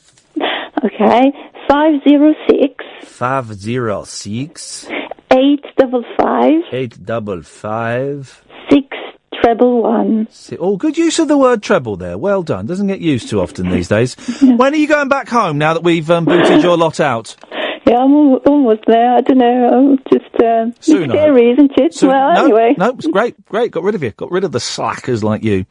Hang on, it's ringing. What's the name of this place? Oh, hello? Hi, can I help you? Yes, I wonder if you can. My name's Iain Lee. I'm calling from Talk Radio. We're on in the UK. We're on the radio at the moment. I was wondering if you had any copies on DVD of the Elliot Scott movies, They Killed My Cat, or The Strangler. Do you know who I'm talking about? Oh, of course I know what you're talking about. Do you really? Of course I do. I got The Stalker and the Hero for sale. How much are they? Yeah. How much are they going for? That one's $25, taxes included. Okay. Yep. Would you be able to send them to the United Kingdom? We don't usually ship. You'd have to talk to my boss about that if he wants to do it, and he's not here at the moment. Okay. He'll be here Monday. Okay. Have you? We're on the radio now. I hope you don't mind. We've just done a whole hour dedicated to Kung Fu Elliot Scott and the documentary. Did you ever meet him? Of course I did. When did you last meet him? Oh, it's been a couple of years now, for sure. Did he just rock up to your shop and sell the DVDs? Well, yeah, that's when he was doing all the promotion for the movie. He came in here and took a couple of pics and stuff and whatnot, and gave us some of his movies. And he would come in every now and then to see if any of them sold. And that was like a couple of years ago now. What was he like? I want to say 5 years ago, maybe even more than that. What was he like? I'll just say unique. Very diplomatic. What else can I say? You Canadians. What else can I say? And have you seen? You know, there's a documentary about him, Kung Fu Elliot. Of course, yes, I saw that. I saw the documentary as well. Well, what did you think of it? Because there is some debate in this country as to whether the documentary is real or fake. What do you make of it? Oh no, it's totally real. I saw the guy who made the documentary today. Actually, did you? Yes, I did. Which one, Jaret or Matthew? Yeah, Jared. And what did he have to say? Were you talking about Kung Fu Elliot? This is weird. Oh no. We were just talking about random stuff. Wow. I've talked to him about Elliot enough over the years. So apparently, Elliot has disappeared and now lives in Mongolia. That's the last I heard of the whole thing. Oh man, so, what's your name, my friend? I'm Dan. Dan, listen, Dan, you've been such a good sport, and do you know what? Hey. You've I don't know if you've cleared things up or made the water even more murky. Should I call back? Listen, I would really appreciate if you could put those 2 DVDs to one side for me. Well, there's only one, actually. The Stalker and the Hero. I'm sure if you call back Monday, my boss would tell you if he'd be willing to ship or not. It's not usually something we do. But, I know. We'd be happy to kind of give your, we're in the UK. I don't know what use we could do, but I would plug you on Twitter. I'll call back on Monday. If you put that to one side. My name's Iain Lee. What's your boss's name? His name's Patrick. Patrick. All right. I'll call on Monday and see if I can speak to Patrick. So what did you say your name was again? My name is Iain Lee, and you're currently live on Talk Radio in the UK. Oh, awesome. And you've been absolutely brilliant, Dan. You've been a really good... What's the name of the shop? It's Spin It Videos and Records. And are you in Halifax? No, we're in Moncton, New Brunswick. Oh, okay. All right, brilliant. Dan, thank you so much, mate. I really appreciate that. Hey, no problem. Thank you, man. Take care. There we go. Katya? Wow. Katya? That is brilliant. Now, unless Jaret and Matthew have primed that guy, not just yesterday, but any point to say, look, if anyone phones up and asks about Kung Fu Elliot, just say, it's real. Unless they've done that, that has changed the whole thing, baby. Put that in the podcast, Kath. Katya, you're a genius. You're like Poirot. We've still got to send you back home now. You foreigner. Hey, Katya, that was brilliant. Thank you for that. You're welcome. Thank you very much indeed. Oh, well. Guys, does that change things? Well, listen, okay. Here's what we're going to do. I'm going to get that DVD, and we're going to have an evening where we are going to hire a small cinema or a small venue, and you will be invited. We'll sell tickets. You will be invited to come along and watch with us, and then discuss it. How's about that? Yeah, that's a date. Well, you thought the internet crashed yesterday. You thought the internet crashed 2 or 3 weeks ago when people were registering to vote. The internet has just crashed now with that revelation. Thank you, Katia. That I say crashed. There have been 5 tweets. Let me read them. Hippo, hashtag game changer. Dave Tew, Katia has just been upgraded to gold membership. Andy Fov, just when you think it can't get any better, boom. Jeezy Creasy, this is incredible. Grace Dent, this changes everything. Doesn't it just? Oh, man! I've got to watch it again. That Sunday was going to be... Well, Sunday I'm going to a judo tournament to watch my 6-year-old win another trophy. Sunday afternoon, I might blow him out to watch Kung Fu Elliot. I'm watching it again. Oh, that changes everything. Katia, well played. Well played. I'll tell you what we're going to do. Carpet Martin says, you know what this means, though? FetLife has to be totally exhausted before you give up on getting Elliot on the show. This is the mission. We're gonna do everything we can to get Elliot on the show. And I'll speak to, don't anyone else buy it. I'm gonna speak to Patrick on Monday, and, I'll get that DVD. Whatever it costs, we will get that DVD, and we'll have a movie night. You fancy coming? Like a Saturday or a Sunday night, we'll hire a small little venue. We'll charge, a few quid on the door. You come and watch it, and we have a Q&A, and we'll see if maybe we can get, either Jaret or Matthew on Skype or something, or Kung Fu Elliot himself.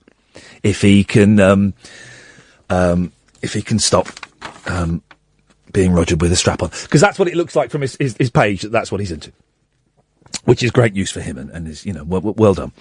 I'm all a quiver. I'm all a quiver. It's getting to the point, says Andy, where the hoax is so complicated, finding a real Elliot would be simpler. Katia is the new Miss Marple. Who's the, Emile. Remember Emile and the Detectives? Was that? Yeah. Oh, God, those books are boring. I used to read those books. I don't know why. Very boring. Guys, this show is, and you still want me to talk about that thing? 0844 499 1000 is the telephone number. This is why, I enjoy doing this show so much, because it's just, we can go anywhere and, we can follow anything, and we just, I'm speechless. If I'm honest, I'm absolutely speechless by that. Game changer. Andy says, I really wish I'd done my homework now and watched the film. I've no idea what just happened, but it sounds really exciting. I don't know either. But doesn't it sound exciting? 0844 499 1000 is the telephone number if you want to give us a call up until midnight. So for the next 25 minutes or so, we will call you back. Don't worry, I'm kind of aware that this has been a little bit exclusive. Don't exclude any listeners. If a listener tunes in for 2 minutes, they need to be able to pick up what's going on, is what I've been told by every radio boss I've ever had, apart from here. And I don't agree. No, listen, if you want to like this, if you want to be part of the show, you've got to work, I'm afraid. That's what I set you homework for. Guys, that's why I set you homework. If you haven't seen the film, the whole podcast is basically the interview with Matthew and Jaret and us calling, Spin It music in Canada. So you can listen to the podcast and watch the film. It's an accompaniment to the movie. You don't have to call in about that, though. As always on this show, this is kind of this. I was going to say something that sounds really cheesy and cliched, but I was going to say it, so I'm going to say it.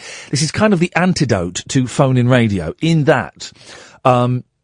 And by the way, we're getting so many new listeners all the time. Thank you. Give me 2 minutes to explain the show and set up the stall for those new ones. If you've heard this spiel before, go make a cup of tea or go and get in your pyjamas or something and come back in a couple of minutes. I've been doing phone-in radio for like 12, 13, 14 years, something like that.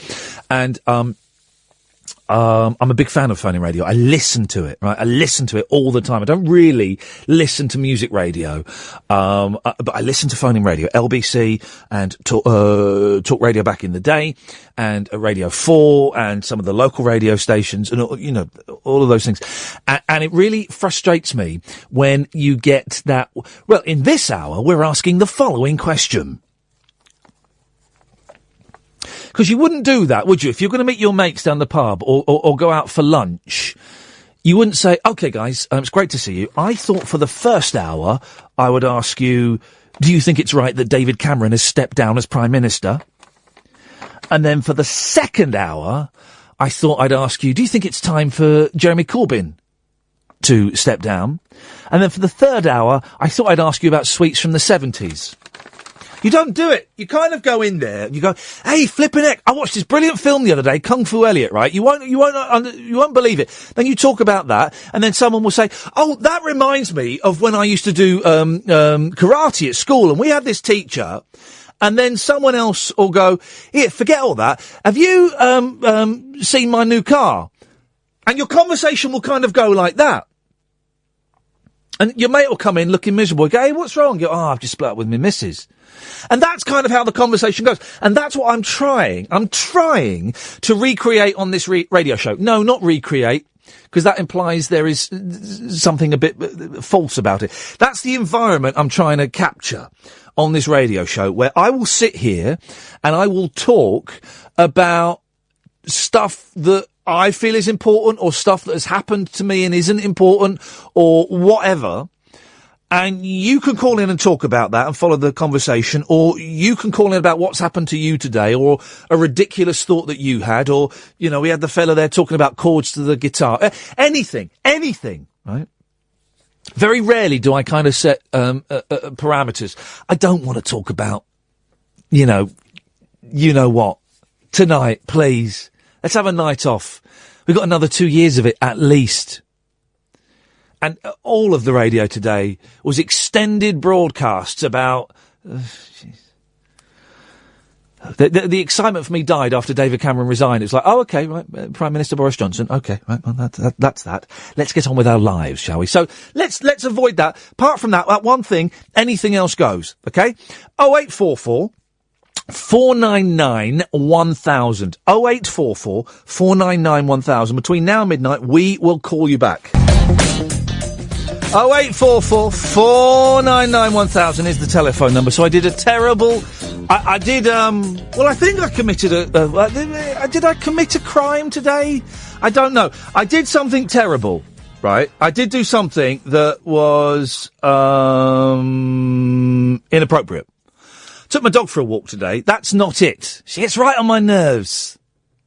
She does get on my nerves. Permission to speak freely, granted, thank you. It was a mistake getting a dog. It was a mistake. The cat now only lives up in the bedroom, and so the litter tray's up there, and so every time I walk into my bedroom, my eyes are stung by the acidic smell of cat urine. And the dog is annoying. Anyway, took the dog for a walk up a private posh road, because I live near posh places, in it. And, She did a Caddick. She did a number 2. And, searched my pockets for the bags to, obviously, because you got a kadump, that's it. So you've, you got to pick up the poo, the bag, which is, the first few times you do it is humiliating. But once you get used to it, it's like, yeah, okay, I'll pick up a poo. And actually, it's probably a good thing. For those who are under the age of 30, you won't know this, but the 70s, there was dog everywhere. Everywhere. Every day, you were coming home from school having trod in dog muck. Oh, it was everywhere. The streets were literally knee-deep in dog muck.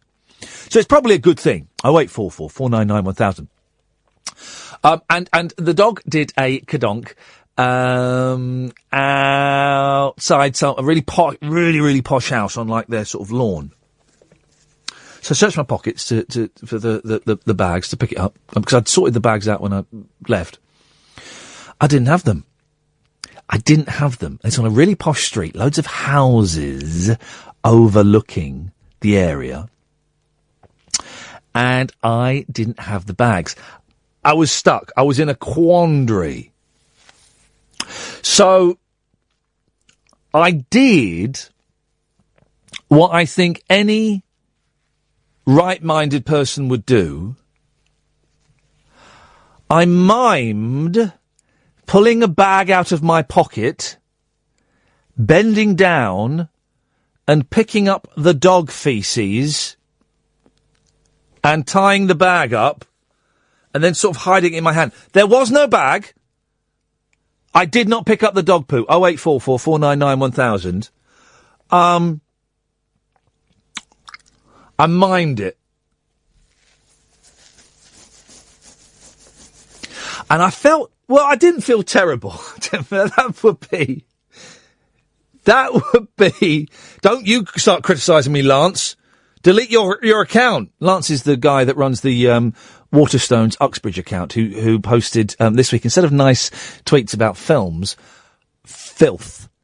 NSFW. Yeah. So, stop it, son. And I felt a little bit bad, but I was just it was such a posh area. I was dreading. Excuse me, could you pick this up, please? 0844 499 1000. Will's on the line. Evening, Will. Hip, hip, hip. Hip, hip, hip. Will, what you got for us? Oh, what have you got for me? I've only just tuned in. Well, that's all right. It's been a busy show so far, and the calls have dried up a little bit, which is absolutely fine. It's a Friday. It's lovely weather. People are celebrating. People are commiserating. So, it's a little bit quiet on the phones. Yeah, I mentioned as I mentioned. What you got for us? Well, is it a specific no-breaking special then? Is that what we're on? Well, it's just. Or have we surpassed that now? It's just a little.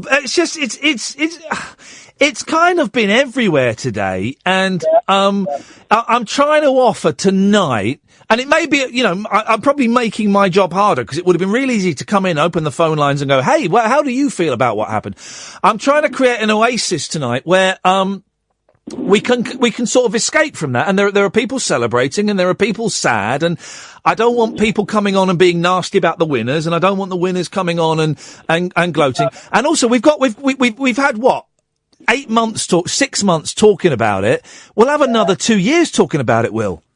Yeah, that's it. And the funny thing is, it's funny you mentioned the slamming of the other side for people who aren't happy with the result. But I've loads of people on Facebook who obviously like the voice message. And then I mentioned earlier for my... Will, I can't hear you. Can you speak a little bit loud? I'm guessing you're on speakerphone because you're driving. Can you speak up? Go on. I'm driving, mate. Sorry about that. That's all right. So there was somebody on Facebook saying, basically, it's funny how people become politicians overnight. Basically, he was getting annoyed at people just voicing their opinion on the topic on Facebook when really they don't have much knowledge on it. But I think it's easy to compare it to a general election where people can be very angry at one party. So, this is something that affects all ages, and especially the younger generation. So when people want to speak out and have an opinion on it, I don't think they should be bashed for not having enough political intelligence. But I've seen it. I've seen it on Twitter. I've seen both sides being. This morning I tweeted an oh dear because I was disappointed with the result. I didn't. I tweeted oh flip, didn't I? And I suddenly I had some bloke tweeting me, saying, well, you know where the door is. And I said, all right, mate, calm down. He went, well, listen, you haven't had to deal with, and I'm slightly paraphrasing, but he listed this: Polish immigrants, Romanian gypsies, Pakistani child abusers, and Somalian pirates. And I'm thinking, what the hell have Somalian pirates got to do with whether we're in or out of Europe? But I didn't engage because I didn't want to. But I've also seen people who wanted to stay being quite unpleasant as well. And it's just, the other side won. Congratulations. That some people on the Remain side believe that they were lied to, the people who voted to leave. We're talking about Brexit, Will. No!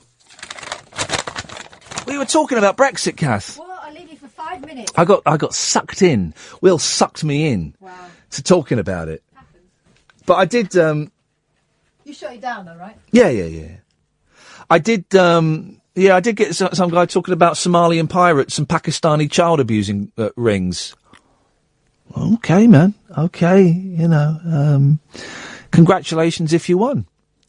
I didn't win, and it's all right. It's all right. Boris Johnson as Prime Minister, bloody hell. That's what it's all about. 0844 499 1000 is the telephone number if you want to give us a call. Can't be the only person that's done that with the dog poo, can I? Can I? I can't be. It must be quite common. I told you, I've seen dog walk. I don't get professional dog walk. What's your profession? I'm a dog walker. Yeah, no, sorry. Your profession. Yeah, I'm a professional dog walker. I don't think you understand the word. Yes, I do. It means I get paid for it. What? But that's like your career? Yeah. But what's your main job? I walk dogs. What? How is that a job? What do you want to be when you grow up? Professional dog walker. Well, I've seen professional dog walkers, and 0844 499 1000. It really is one of the one of the slackest jobs ever. I bet it'd be great. You could, if you were a bit of a boozer and a stoner. There's a phone call. Thank you, mate. You could just do that. And I've seen people walking about 8, 9, 10. I saw one once with 12 dogs. And the dogs were taking dumps everywhere. And they weren't picking up or anything. They're just letting them get on with it. Outrageous behaviour. 0844 499 1000 is the telephone number. You may have heard me mention the podcast earlier on.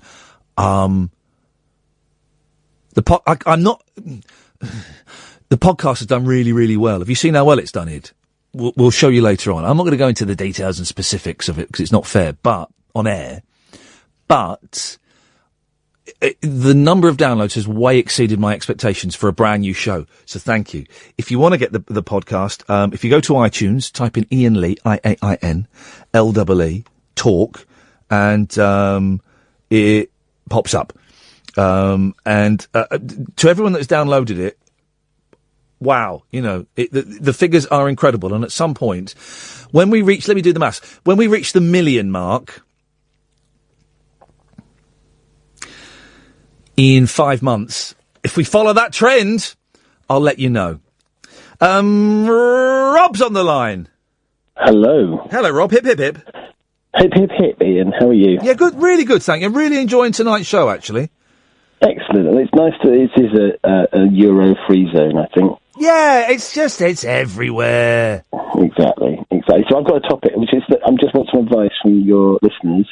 Yeah. I'm going camping tomorrow night. My wife and my daughter are already there. My son and me are going down tomorrow night. Camping, did you say? Camping near Brighton. Why are you doing that? Can you not afford a hotel or a B&B? It's delightful. You get to stay out late in the night and talk crap with your friends, sit around a fire, listen to music. And it's the music thing I want advice on. Yeah, go on. I want campfire playlists. What should I be downloading on Spotify tonight? Oh, that! You want to basically let's couch it in slightly more age friendly. What are you? 39, 40? 44. 44. Oh, okay. You've got a young voice. Okay. Let's couch it in language that our generation will understand. You basically want to make a mixtape. Exactly. For camping. Yeah. So I've downloaded some sort of generic 70s, 80s, 90s playlists because there's about 10 of us, 12 of us going. So, yeah. And I want some advice on things that are suitable for sort of between, let's say, it'll be between about 7 and 11 at night. So quite a lot. I want to dominate the playlist. Anyone else getting a look in? What should I be playing to keep everyone What happy? kind of stuff have you downloaded already? What's the kind of vibe you've built already with it? This is a good one, by the way. Well, I think we'll start with sort of 90s indie. Everyone's happy with that.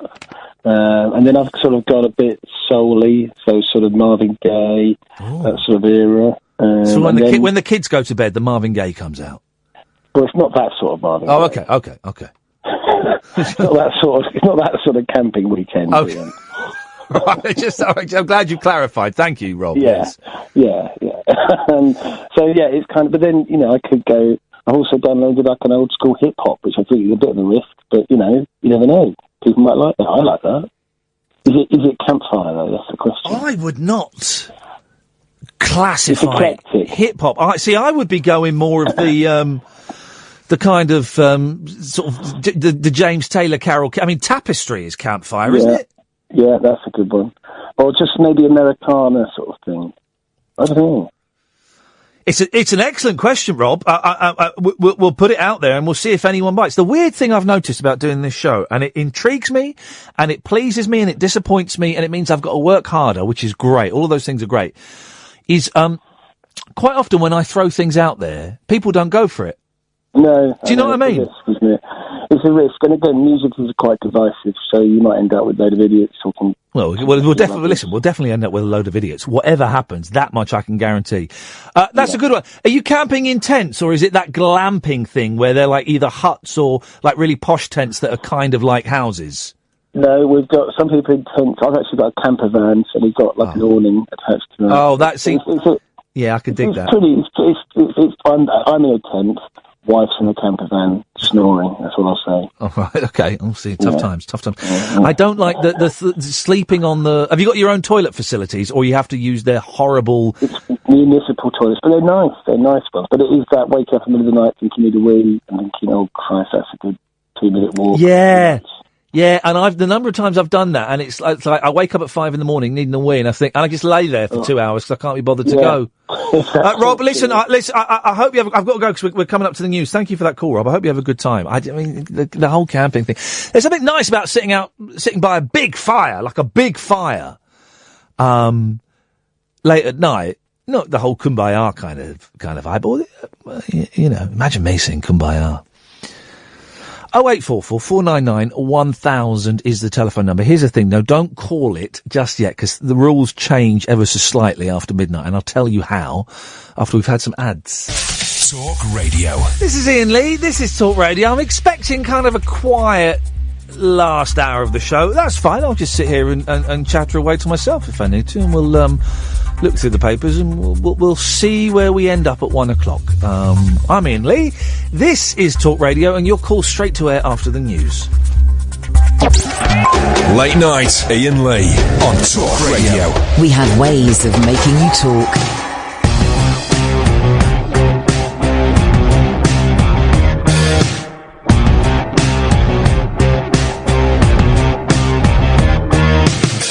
I'm a little bit worse for wear, got a little bit more gray hair.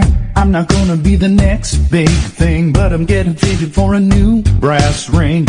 I've been dumped, I've been kicked around, now I'm ready for the big rebound.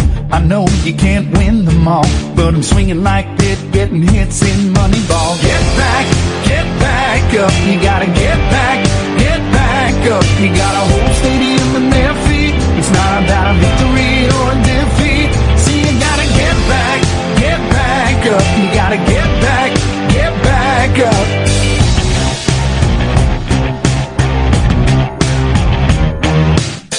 Not everything is sink or swim. You can't fly if the air's too thin. Best part of the ride is the free fall. Better keep your arms and legs in the vehicle. Standing late and I'm on the ropes. Knees giving but I won't lose hope. Not the second coming of Muhammad Ali, but can I get a whoop for the boxing imagery? Get back up. You gotta get back up. You got a whole stadium on their feet. It's not about a victory or a defeat. See, you gotta get back up. You gotta get back up.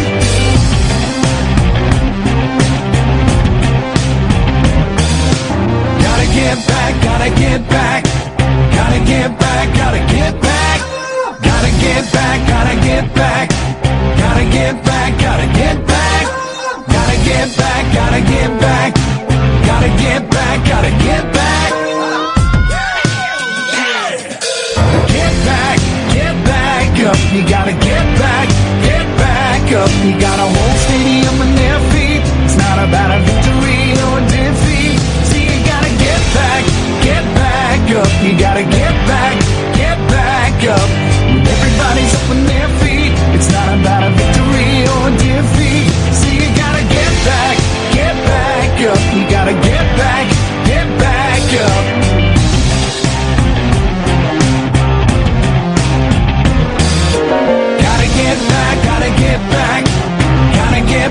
Gotta get back.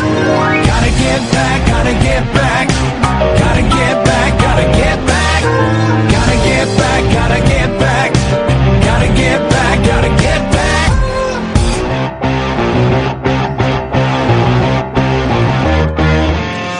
0844. Yes. They got a new live album out, by the way, which is flipping brilliant. Yeah, the Bare Naked Ladies. And the boys were singing that. Shut up! Shut up! Singing that on the way to school this morning. Blast, windows down, in the sunshine, singing that, blasting that out. That's what it's all about, guys. The Bare Naked Ladies. Really, I mean, just wonderful. 0844 499 1000, 7 pence a minute plus access charge, a bit more from mobiles, depends. And we don't call you back in this last hour. So this last hour, call straight to air. What it means is normally you phone up, you'll speak to Catherine, the producer, or Ed, the tech op, and they will take your name and a little idea of what you want to talk about. And then they'll call you back. And it will come up on my screen. I'll have, 2, 3, 4 calls lined up ready to go. And I'll kind of, if I've had 3 blokes and there's a woman, I'll go to the woman. We kind of shape it and mould it a little bit. Or I'll see someone's waited for 20 minutes and I'll go to them and, or it will come up. You talk to Matt next. He's got something really good to say. The last hour, it doesn't work like that at all. The last hour, I guess you're kind of the producers and to a certain extent, you're kind of the presenter as well, if you want to be. My input in the last hour can be as much or as little as you want it to be. If you want me to be the audience, and just sit here while you perform, yeah, fine, I'm happy to do that. I'll be a listener. If you want to talk about the stuff we've talked about, Kung Fu Elliot, picking up dog poo, a playlist for, a mixtape for, going camping, you can do all of that stuff. Or you can phone up and just play a bit of music down the line. 0844 499 1000 is the telephone number. If you're going to play some audio down the line, can I suggest a couple of things? Don't have it on speakerphone, because speakerphone just really doesn't work. It's flawed. It just doesn't work.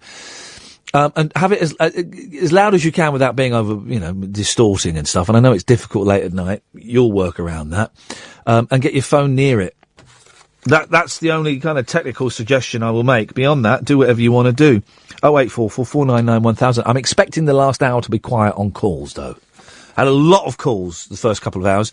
Beautiful, but it's a Friday night. It's hot. People are either have been celebrating or they're upset or, whatever. And I just kind of think for the last hour, we won't get many calls. Prove me wrong or not. I'll just sit here and go through the papers. I don't matter.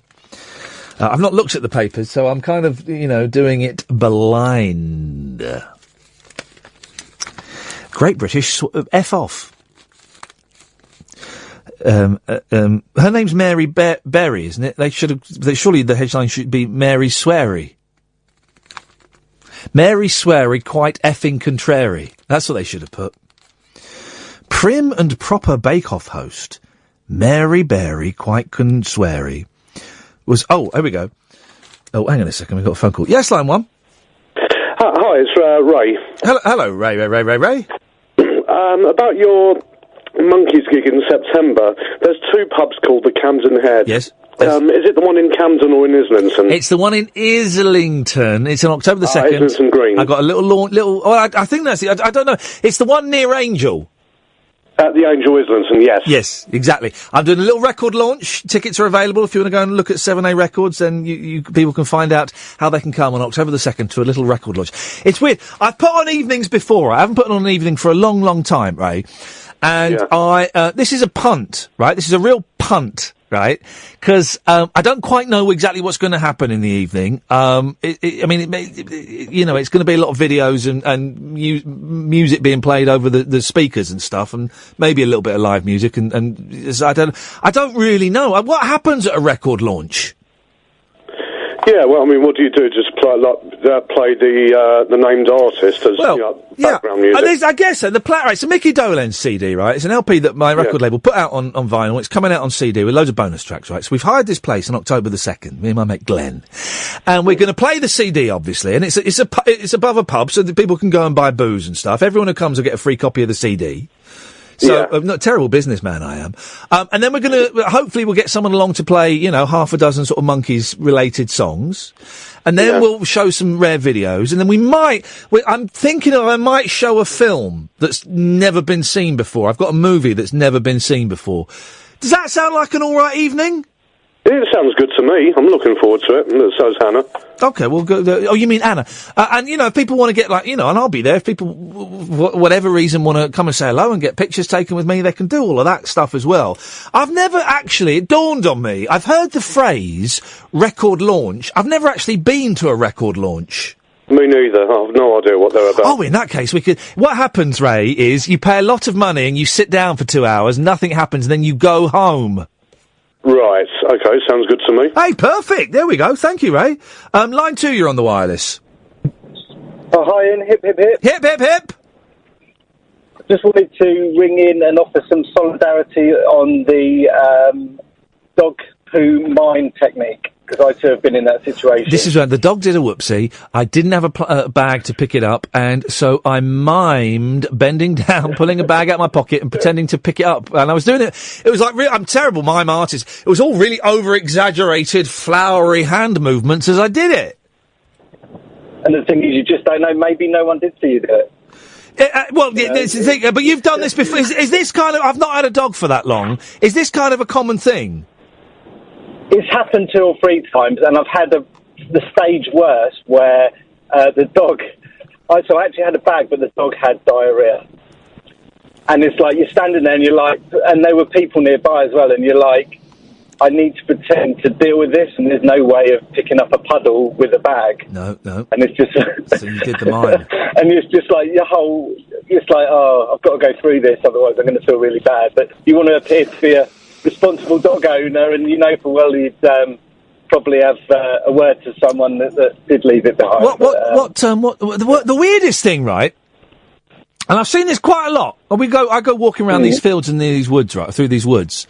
You'll see a bag tied to a tree. Have you seen that? A little dog poo bag tied to just hanging from a branch.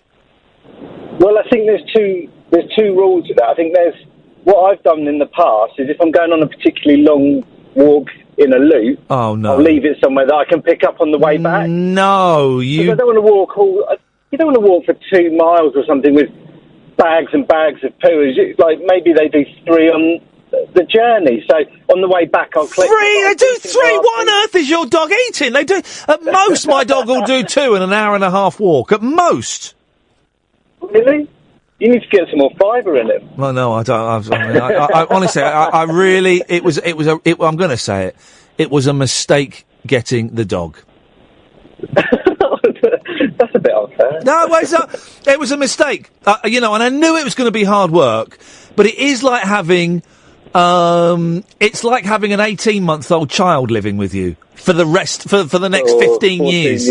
Yeah. And I've got to sympathise with the cat in the bedroom scenario because I don't think I could cope with that. No, and also they don't. The dogs stink. They stink, right? And my dog, she stinks of dog. And I come in the house and I can smell my house stinks like a doggy house. And I've bought the spray that you spray on them and brush it in, so she's supposed to smell like baby powder. That doesn't work. I gave her a bath the other day because she rolled around in horse poo. Right? I gave her a bath. So then the house smells of wet dog. Count yourself lucky it was horse poo, not fox poo. That's, have you ever experienced that? Do you know, I've not. Thank you for that. No, I've not had the fox poo yet, but I know that is a thing. Thank you. Line 1, you're on the wireless. Ian, I just wanted to say thank you for setting the homework for watching Kung Fu Elliot. I've had a real tough week, and it provided me with a bit of purpose and diversion, and that's why I wanted to say thank you very much. Oh, it's my absolute pleasure. Did you actually enjoy the film? I really did. It's certainly not something that I would have watched had you not kind of recommended it except for that. But I really did. And like I say, kind of, I'm a 40-something-year-old housewife, and it's not often that I kind of get to have little challenges within my brain and look at stuff. So like I said, it's been a tough week for me. So it really were you gave me some purpose. Were you use that quote, this show's given purpose to a lady who was thinking of chucking it all in. I've exaggerated, but you bear with me, Julie. It's for dramatic effect. Were you erring on the side that it was fake? Yes. I mean, certainly, I think that I think he's a real person, but as in that they knew what it was about. I mean, I think it was recorded. It was real, but knowing it was fake. Did you hear me? Did you hear when me and Katia? Did you hear me and Katia phone up the record store in Canada? But you know, I only caught the end of it because I was putting my son to bed, who is called Elliot. Game changer. So they say that they've got it, but I tweeted you a link actually to a blog that I found where the guys were interviewed in November 2014, and there's mention in there of there being another documentary crew following him, and him being punched in the head. It's curiouser, but you know what? It doesn't matter if it's real. Here we go, though, Julie. This has been the game changer for a lot of people. Katia said, "I found a store in Canada that claims they've got the DVD." We phoned them up, and I said to the fella, "Just phone up to see if you've got They Killed My Cat by Elliot Scott," and he laughed. He went, "Oh, something along the lines of, oh, that guy." I said, "Oh, do you know him?" He said, yeah, I used to know Elliot. He used to come in a lot. I did, because I heard him say that he spoke to one of the guys this morning. Yeah. Well, the guy, it's a small. They live in a small town. Yeah. But I don't doubt that film exists. What I'm saying is that they knew. I think they knew full well that that he was alive. They knew full well what they were doing. Is what I'm saying. I don't think it was any surprise. So real, but fake, but real. Okay. All right. No, and there's nothing wrong with that. I like that. For me, speaking to it was Dan, wasn't it, the young gentleman in the record shop in Canada? That swung it for me. Game changer. Well, the film exists. We're going to get the film. I'm going to make sure, we have the film. That's going to happen. Let's do one more call before we go to a break. Yes, line 2, you're on the wireless. Yes, I am on the wireless. Right, let me ring off, right? Oh. Ian. It's like speaking. It's like speaking to the end of the 19th century when you call in. I know. I've just I've got you out of the union. So well, thanks for that, and my kids can come and send you the bill when. Oh no, you'll be dead while they have to go through the hell that you've set for them. Anyway, let's not talk about that. Young man, we've been looking after ourselves ever since the William the Conqueror. Yes, we don't need some pricks on the continent to tell us what to do. You're going to be dead. You're going to be dead in a year, Dennis. You shouldn't have been. They shouldn't have let anybody over the age of 80 vote. Call me now. There we go. If we were at 3CR, that would have been the phone in. You owe me a disc. What? Right, of the do in Luton. What do in Luton? You promised me weeks and weeks ago. You said you'd had a disc made of that. What? Do when you came to Luton. Oh, the CD. I'm waiting. I'm going to get them. I should get them on Tuesday, I've been told. Yes. Oh, all right. That's unless they ban them from the continent. You never know. Well, yeah, exactly. No, the live CD. Gosh, this hour's turning into a self-promotion hour. Who cares? It's commercial. I'm allowed to. There's That's right. Yeah, exactly. A live CD that I'm getting them on Tuesday. So I'm hoping they'll go on sale next week. I'll send you one, Dennis. Of course I will. I hope so, because you're a good bloke. You're not bad actually for a foreigner. What do you mean for what the hell? You see, guys. People over the age of 80 shouldn't have been allowed to vote. Prim and proper Bake-Off host. There's a pointless television programme, isn't there? The old Bake-Off. I think I saw it when it first started, a bit of it, and I don't really like cookery programmes. I don't really watch TV anymore. It's a bit pointless. Prim and proper Bake-Off host Mary Berry was horrified when Pointless star Alexander Armstrong, he's released a CD of songs. Like I think in the Aled Jones style of singing. That kind of singing, I think. 08444991000. When Pointless star Alexander Armstrong said "mother flipper" in front of her, Mary, 81, was a guest on a celebrity edition of the BBC quiz Pointless, when the posh presenter let rip. But we just heard there an old man swear. Old people swear. They invented it. They invented swear and sex. Hang on. Sometimes the phone calls get in the way. Yes, line 1, you're on the wireless. Hi, Ian. It's Aid. Hello, Aid. How are you, mate? That film, right, I put it on. I thought, after 10 minutes, I thought, this is fake.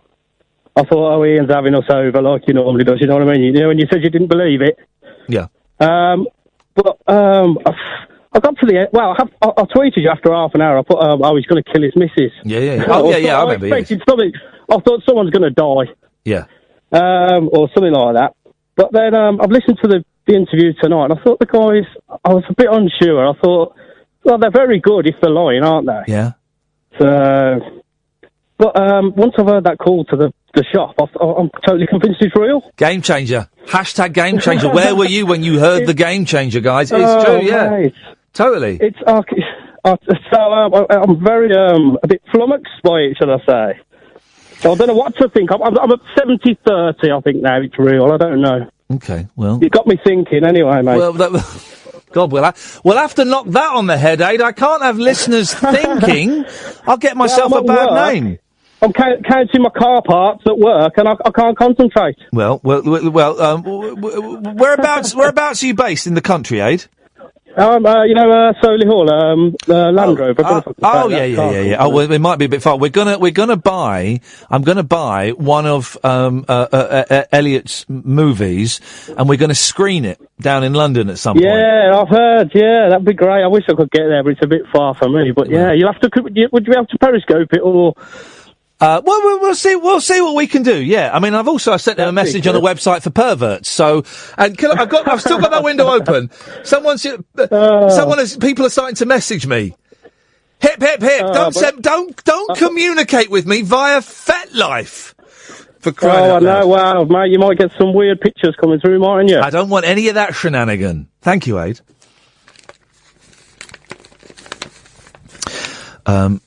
Alexander Armstrong explained, who's a very nice man, very tall.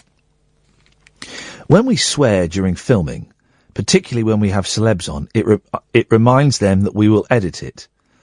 That's when I decided to say mother flipper in front of Mary Berry. Well, hang on, they're professionals. They know it's going to be edited. I don't think she ever visibly relaxed. Oh, his sidekick on the show, Richard Osman, who is literally, he's like a man and a half, the biggest hands I've ever seen. 45 revealed she did not take it well and will not be back. Alexander, 40, I'd do it again at the moment's notice. You know why? Pays £1,000. You get to be inside the telly. You get to be Mike TV for a couple of hours. Alexander, 46, said, they won't ask me back though, of course, because I'm a massive racist. And once you've let your true colours fly on there, they can't stifle the truth. Yes, line one. Thank you very much. Lots of people recommending American Movie to me. Seen it years ago. Great film. We will come up with another film for, hashtag Film Ring, named by a racist. But I don't want to do it every week, and I don't want to force it. I come up with really good things that will be excellent features. I've always done this. I've always come up with really good features, but then don't want to do it more than once. I don't like features. The best one I did, which I did do as a feature, was the 5:38 Daily Correspondent update on LBC. And it was just to show that features at specific times of the day are nonsense. So 5:38, we'd have 3 or 4 correspondents phone up and talk rubbish. I'll find a film. I will find a film for us to watch, though, because I did enjoy that, and we'll do that again. But it's got to be... American Movie, I think, is too famous. It's got to be something really obscure. It's got to be something on Netflix or YouTube that people can access easily. And it's got to be one of those things that you just kind of stumble on, I think. Line one, you're on the wireless. 2 things, Ian. Gafford here. Number one... Well, hang on a minute. Well, you've just said 2 things. Gafford here, that's one. So one more thing. Damn. Well, you said it. You said you can't go 2 things and then do... It's like saying... Okay. It's like some people say, they come on and they start talking. We had a fella tonight, he comes on, starts talking, made 3 points and said, right, if I get to the point of the call... Well, hang on a minute. Then my second point has first point is are they connected? Yes. Okay. Very. Number one... I'll connect you with my fist in a minute. Still exist? Yes. Yeah, whatever, bring it. So So I'm about to ring them and tell them that spotted Iain Lee on a fetish website. Okay, excellent. Well, it might get me some trade. Yeah, thank you. Indeed, yeah, no problem. And secondly, is Nigel from Maidstone on there? Oh, come on now. That's unfair to... Rob Bonet? Yes, he is. And it's his picture. Yeah, it's his picture when you click on the link. That's exactly where it takes you to. And I'm up for the film night, and I'll bring the popcorn. I don't get popcorn, and I'm taking the boys tomorrow to a cinema to see Pets, which there's too many of these Pixar dreamscape style films. One seems to come out every other week, and they're not all brilliant. But I'm sure this one actually looks all right. And we will buy popcorn, one sweet, one salty, and I don't get it. Well, I don't get salted popcorn. Why would you want salted popcorn? Well, salted. What's this salted caramel that's so popular now? Where does that come? And also, where is what's this other thing that's come around right here? Chipotle sauce. What the heck is that? Chipotle, yeah, and it's pronounced chipotle. That's kind of spicy, isn't it? Yeah, and pulled pork. What's wrong with normal pork? Oh no, mate, no. Pulled pork. Is, I mean, I think it was literally invented like 8 months ago. I don't think it existed before then. And it was invented in a laboratory by scientists who thought, yeah, pork's all right. It's all right. If only there was a way to make it the most delicious thing in the world. I know, let's pull it. And everyone giggled. I mean, they said, no. We know it sounds rude, but I mean, you pull the pork. Yeah. And it turns out it tastes amazing. So who are these people in the food industry who still have new ideas? Oh, it's the food scientists. We've just mentioned like 3 there. Yeah, it's the food scientists. Have you got their number? Well, one of them is the bald man who tried to save Little Chef. Oh, Heston Blumenthal. Yeah. No. Thal. What? Heston Services. Say his last name. Heston Blumenthal. Is it like Emmental, I assume? Yeah, it's like Emmental. So Heston. Yeah, Blumenthal. No, it's like Emmental. It's like you said it. It's like Emmental. Right. Oh, okay. Heston Emmental. Yeah. No, okay. Him, who had like dog ice cream or something. So he's one. Willy Wonka's the other, and some mad old woman who lost the plot in 1976 is the third. And those are the guys that come up with the new foods and the new flavours. Line 2, you're on the wireless. Oh, hi Ian, how's it going? It's Ed, how are you? Yeah, I'm alright. Turbo Kid, Before My Memory Lets Me Down. It's a Netflix film. I honestly was watching it, just going, for the first hour of it, is this real? Is this really a real film? It's like an 80s retro BMX. Oh, did you tweet this to me? Did you tweet this to me the other day?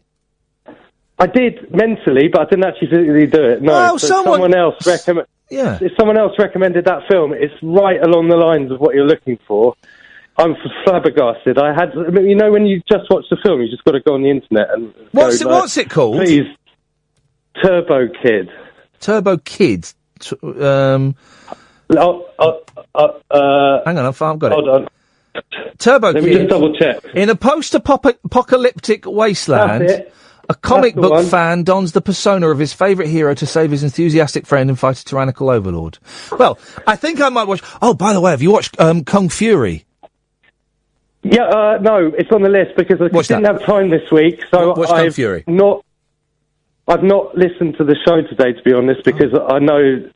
Only because I'm going to listen to it on podcast. No, that's... I need to watch the film first. Yeah, that's Kung Fu Elliot. It's a different film. Yeah, that's the film we were talking about. Boy, oh boy. Watch the film and then listen to the podcast. I won't spoil the podcast. But there's another film. It's a short film. It's about 40 minutes long called Kung Fury.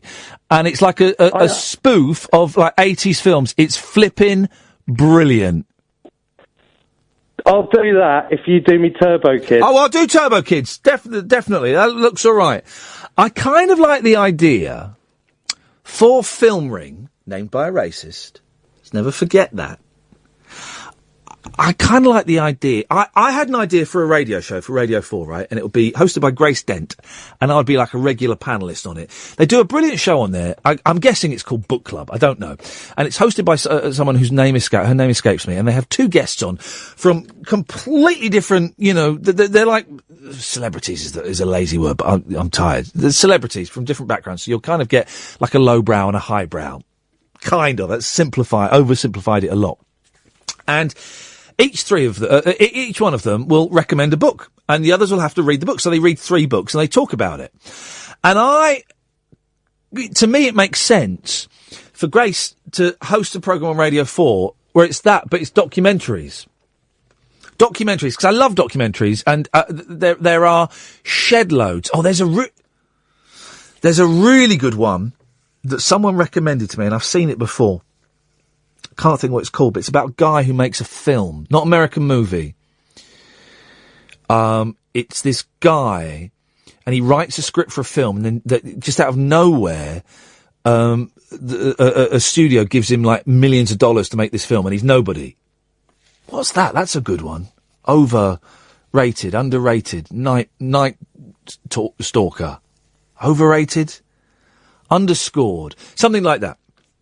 So, so this Radio 4 program will be Grace Dent, and 2 other people, maybe, and they talk about 3 documentaries.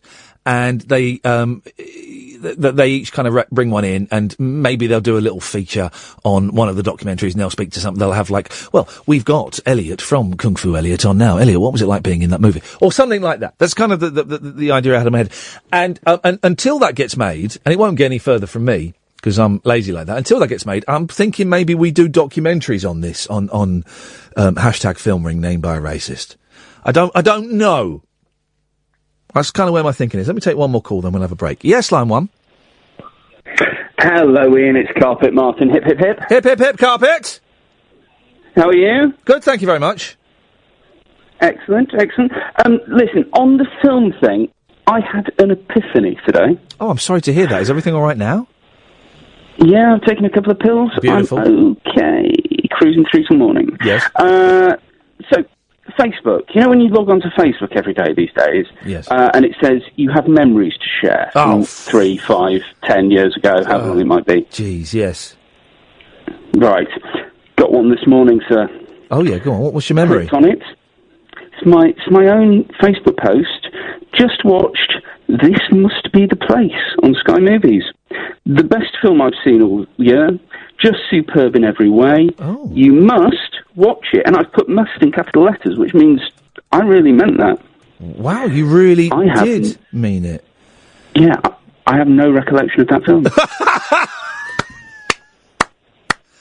Wow, man, you must have really enjoyed it. To the point of this, I've looked it up online. Yeah, and you still don't remember it? I've read the plot synopsis. I still can't remember it. And now, what I'm going to ask you to do, if you could type the name of this film into IMDb and read the plot synopsis, I don't understand how anybody could forget it.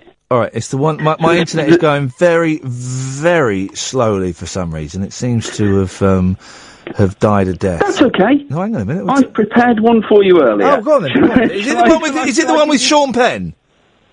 It's the one with Sean Penn. Go on then. Yeah, go on. Read it. At 50 years of age, former rock star Cheyenne, Sean Penn, still dresses the part and lives in Ireland off the royalties and dividends from smart investments. The death of his estranged father brings Cheyenne back to New York, where he discovers the old man had one obsession: to hunt down a Nazi war criminal. So we've got Sean Penn as a transvestite, faded and jaded 70s rocker crossing America, hunting Nazis. And David Byrne's in it from Talking Heads. David Byrne's in it. Now, if I can make a recommendation for Film Club next time, then this is the one. Thank you very much indeed, Carpet Martin. He's suggesting a film he doesn't remember watching. The film was Overnight. Thank you, Dennis. Dennis is listening. Dennis Le Corriere. I was having a thought about Dennis Le Corriere the other day, right? You would know him as the singer of Dr. Hook, but he's done some brilliant solo albums. And when I got home, I realised I'd stopped halfway through a thought about him. He did a brilliant solo album called Post Cool, right? It is brilliant. It's like this really sweet, little, folky, poppy, little bit rocky but not too rocky, folky poppy, that makes it sound a bit fey, and it's not. Anyway, it's a joy. I thoroughly recommend it. I imagine that you probably have never heard of it. Go and find a copy of it. Post Cool by Dennis Le Corriere. It's just this joyous, lovely little kind of, the band have got all these kind of great instruments going on in the background. It's stunning. Anyway, he's just reminded me that it was him that reminded me about the documentary I was talking about, Overnight, a documentary on the rise and stumble of Troy Duffy, the bartender come filmmaker. I always think it's weird when they put the word come in between two words. Because they spell it come as well, don't they? That's weird. He's a cum filmmaker. He's a porno. Who was swept up by the Miramax's Harvey Weinstein to turn his script for the Boondock Saints into a feature film. Did I lend you that film? I had it on DVD. It's a good film. It's a really good film. I need to revisit that. I bought a load of documentaries the other day. Line 1, you're on the wireless. Hi, Ian. It's Tyler. How are you doing? Hello, Tyler. I'm good, thanks. What you got for us? Well, I understand that did you watch the film tonight? What did I watch? I haven't been listening. We talked about the film, yeah, the Kung Fu Elliot. Yes, we watched it in the week. Everyone watched it, and we spent the first hour of the show basically talking questioning, probing, destroying the arguments of the makers of the film. To the point where I worked out, I'd worked out what the con was, and then half an hour later, we had our minds blown, and someone played a game changer. I don't want to spoil it. You've got to download the podcast. Wait for the podcast. It's in the podcast. There is a game changer in the podcast. This is exciting. Right, Ian, what are we listening to next week? What are we watching? Well, we're not going to do it next week, because I don't want to do it every week. I don't want it to kind of be a feature that we do regularly. Right. But I don't know yet. This is what we're talking about as to what the next one's going to be. I'm kind of keen for it to be documentaries, because I think that's where you're going to get a lot of people recommending Frank and things like that. I think that's too mainstream, Frank. It's a good film and I loved it, but I think it's too mainstream. We're not going to get Michael Fassbender on the show. Whereas if we do some kind of small indie documentary that is good, we'll get. I've got a documentary for you. Go on. It's quite indie. It's called Cat in the Hat. It's got Mike Myers in it. And he sings songs, but it's like not a musical. And it's a very decent film. It's very, very decent. Have you actually seen it? Cat in the Hat. Of course I've seen Cat in the Hat multiple times. And there is a big twist in it where you think, this is going to go wrong. And then do you know what happens? I won't spoil it for you. Does he do magic and tidy up the mess? Tender hooks. Yeah. It's not I don't want to break it to you, mate. I'm going to. That's not a documentary. Pardon? Yeah, that's what is. My 4-year-old explained the difference to me the other day between fiction and non-fiction, right? That is fiction, which means it's a made-up story, right? No, you've got it wrong. No, it happened. That's an event that happened. It happened in a studio in Hollywood. No, Ian, you're lying. That's not fair. You can't say things like that. No.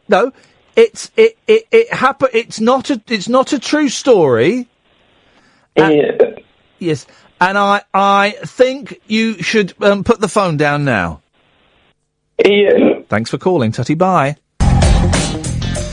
0844 499 1000 is the telephone number. He added, going back to the story about Alexander Armstrong. How is this even a story that during the filming of a television show, Alexander Armstrong swore in front of an old woman. I mean, how is that even a television show? A news story. Getting tired now. It's been a long day. I got to sleep about 2:30 because I was listening to a little bit of the coverage, and I was woken up at 5:20 by my youngest son thundering down the hallway and jumping into bed with me. Daddy, daddy, daddy. Huh? Yeah. Not yet had 3 hours sleep. Daddy, daddy, daddy. Yeah? Can we go downstairs and watch Scooby-Doo? No, we cannot, sunshine. Go to bed. Stayed in bed, and we got 6:30 we got up. So that was 4 hours sleep. 4 hours interrupted sleep. Ah, yes. She did not take it well, said Richard Osman, of Alexander Armstrong swearing in front of Mary Berry. Sometimes the celebs are a bit prickly to start with. It takes a round or two to make them realise we're not having a laugh at their expense. Mary once blasted foul-mouthed TV chef Gordon Ramsay for swearing, saying, I don't think there is any excuse. If the young are watching, they'll think it's normal, and they can do it. Line 1, you're on the wireless. Actually, all cat in the hat aside, I genuinely think that you might be able to get, like, Michael Moore on the show. I think it's something that he'd do. Did he direct Cat in the Hat? No. You're doing. You're too young for this, but basically, you're now being Mike Yarwood at the end of the Mike Yarwood impression show, going, and this is me. Yeah, this is me. Okay. He did Fahrenheit 9/11. Yeah, I know. Michael Moore is. Oh. The thing is, if we were going to get him right, he's just had a movie out, and he's kind of just done the rounds. Oh, he's gonna.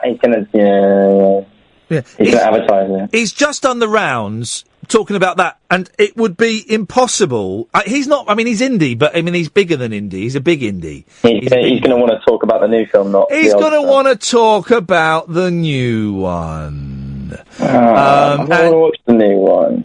Well, I mean, I enjoyed. What was the one? Bowling for Columbine. Is that you say Columbine? Oh, it was incredible. Yeah, Columbine. Yeah, Columbine.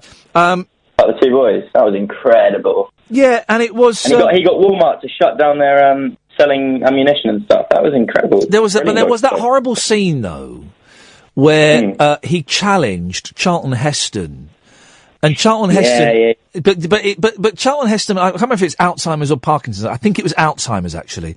Charlton Heston already had Alzheimer's when he filmed that scene, and once you know that, it kind of, it's not quite like so appealing. Belittling, yeah, no, I get you. No, that's upsetting, actually. But that's Michael Moore, do you know what I mean? That's Michael Moore. Well, if you wanted to, we could all tweet him, but you never know. But no, don't. Have a good night, Ian. See you later, mate. Ta-ta, tatty bye. Thank you very much. All suggestions gratefully appreciated. I'm going to play a nice song, so we're going to go 54... I'm going to add on a couple of seconds, because on iTunes they leave a gap at the end. So, hang on a minute, I was doing maths live on the radio. So, 54, 15, take off, 54.20. Let's see where that takes us. 54.20 we're going to start. No, that can't be right. Oh, let's see where that takes us. We're playing a nice song from that album I mentioned, the Dennis Lecorrier album, Post Call. Turns out I've got it on my computer, which is odd, because I haven't got all of my things on this computer, and I don't know how it snuck on there, but I'm glad it did. We'll have a nice, we'll have a bit of sentimental for the last 4 minutes of the show, shall we? Nothing wrong with that. Nothing wrong with that. Beautiful little song we'll play in a bit. 0844499 1000. Now is the moment when as Michael Gove running. It's a good picture. Oh dear. Office is these things aren't nice.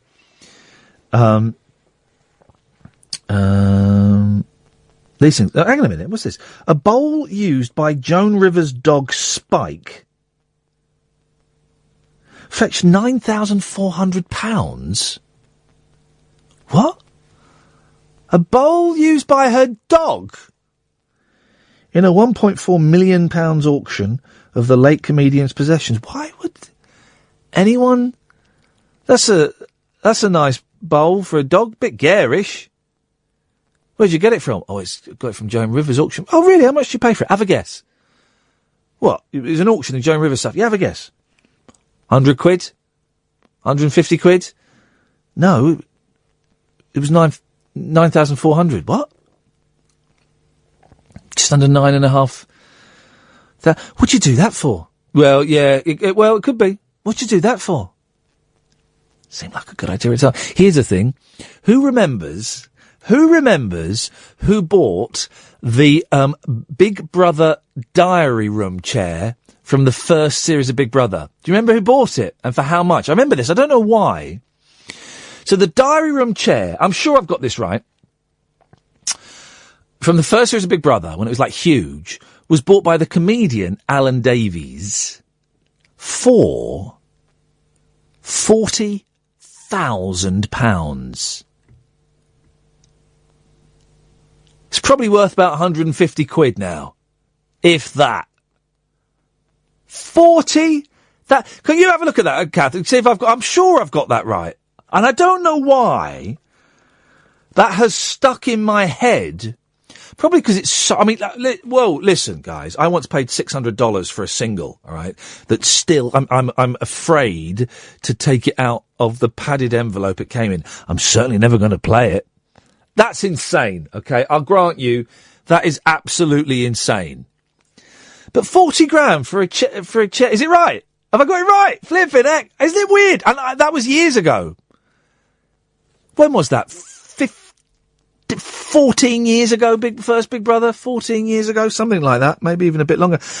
No, 2001. It was 2001, because I remember I was watching it in the same house that, I watched, I was in, not where I watched the Twin Towers coming down, but, the aftermath of the Twin Towers. It was in, Tatford Towers I was living in.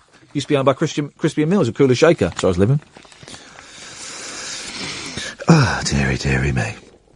A furious husband took revenge on his wife over a suspected office affair by emailing everyone at the cheating pair's company using her phone. I don't like things like this, and lesser shows. If we were... Oh, hang on a second, there's a phone call. Yes, line 1.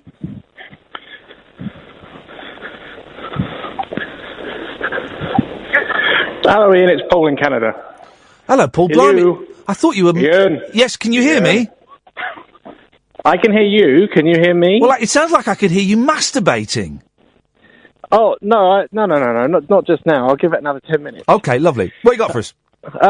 Yeah, I was just thinking about something. Do you ever watch something on TV or you're listening to something on radio and it's like little sparks go off in your head and you remember something that you completely forgotten? It's totally random. Yeah. So, earlier today, I was watching an episode of They Think It's All Over, not the one you were on. Thank God for that. I was on 2 of those hellish programmes. Well, I did watch one with you on it, and it wasn't as bad as you think, to be honest. Well, it was torture to do. But anyway, go on. Okay, and there was a bit with John McEnroe on it. Yeah. And it just occurred to me that he did a game show. Yeah, The Chair. And it was on... Was that what it was called? Yeah, it was on the for the life of me remember what it was The called. Chair, and it was on the BBC. But before that, the BBC, because I remember I saw it in the States a couple of years before, he was hosting it on the States. And what it was, you were on a chair, and your body was rigged up to it, and it monitored your blood pressure and your heart rate. And if your heart rate got to a certain level or something, you lost or something, didn't you, I think? I don't remember. I thought maybe the chair went up or down. The chair went up? Depending on questions that you got wrong. Yeah, was that it? Maybe. For some reason, your heart rate went faster, and if it went too fast, you lost. That was the end of the round or something. So you had to be really calm and meditative while answering quick-fire questions or something like that. Yeah, that was weird, wasn't it?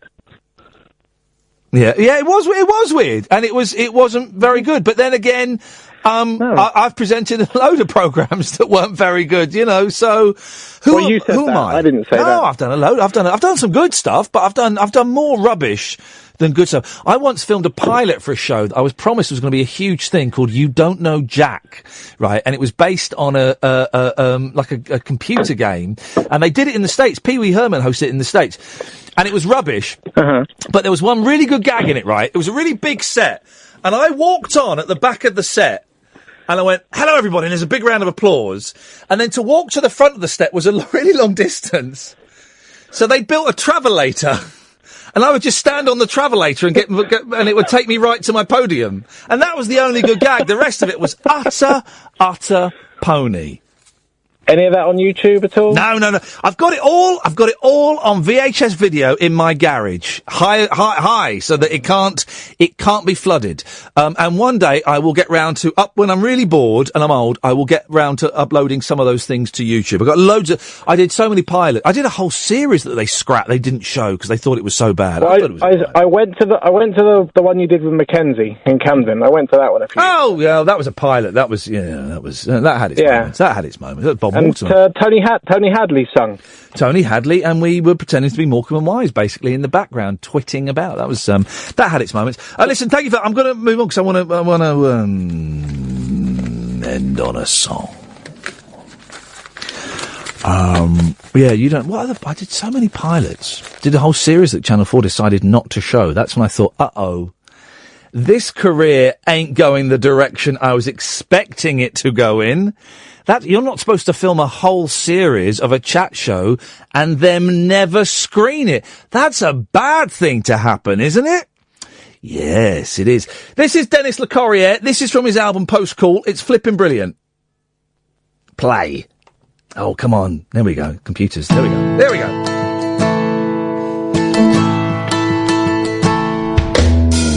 She gets home after 6, too beat to even fix a bite to eat. She pours a glass of wine and tries to ease her mind and rest her tired feet. She glances through her mail, a few bills, a sweater sale. Too many of her days seem to end this way. Whatever happened to running home after school? The laughter in her eyes, the color in her cheeks. Back when she knew for sure she'd burst right through the door to be lifted off the floor to dance on Daddy's feet.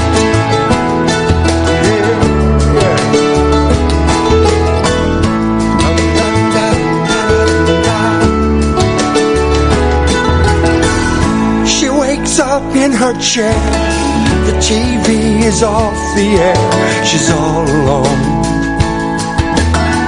She rubs her eyes and stares for just a minute there. She thought she was back home. She stops to feed the cat, adjusts the thermostat. She switches out the light like every other night. To her warm and cozy room, where she heard fairy tales before she fell asleep. Wherever in the world now is that little girl who loved to twirl around and dance on Daddy's feet, with her hands wrapped round his fingers. She'd go sailing round and round. Such a safe and happy feeling at her feet. Oh, they never touch the ground.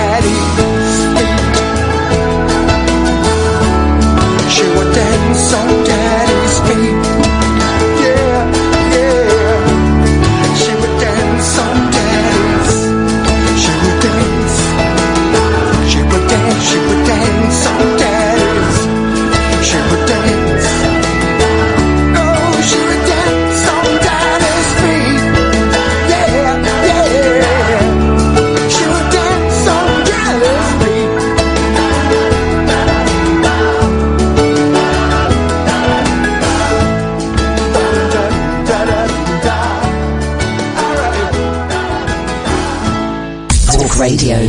Talk and entertainment across the nation. Talk Radio. Give it some lip.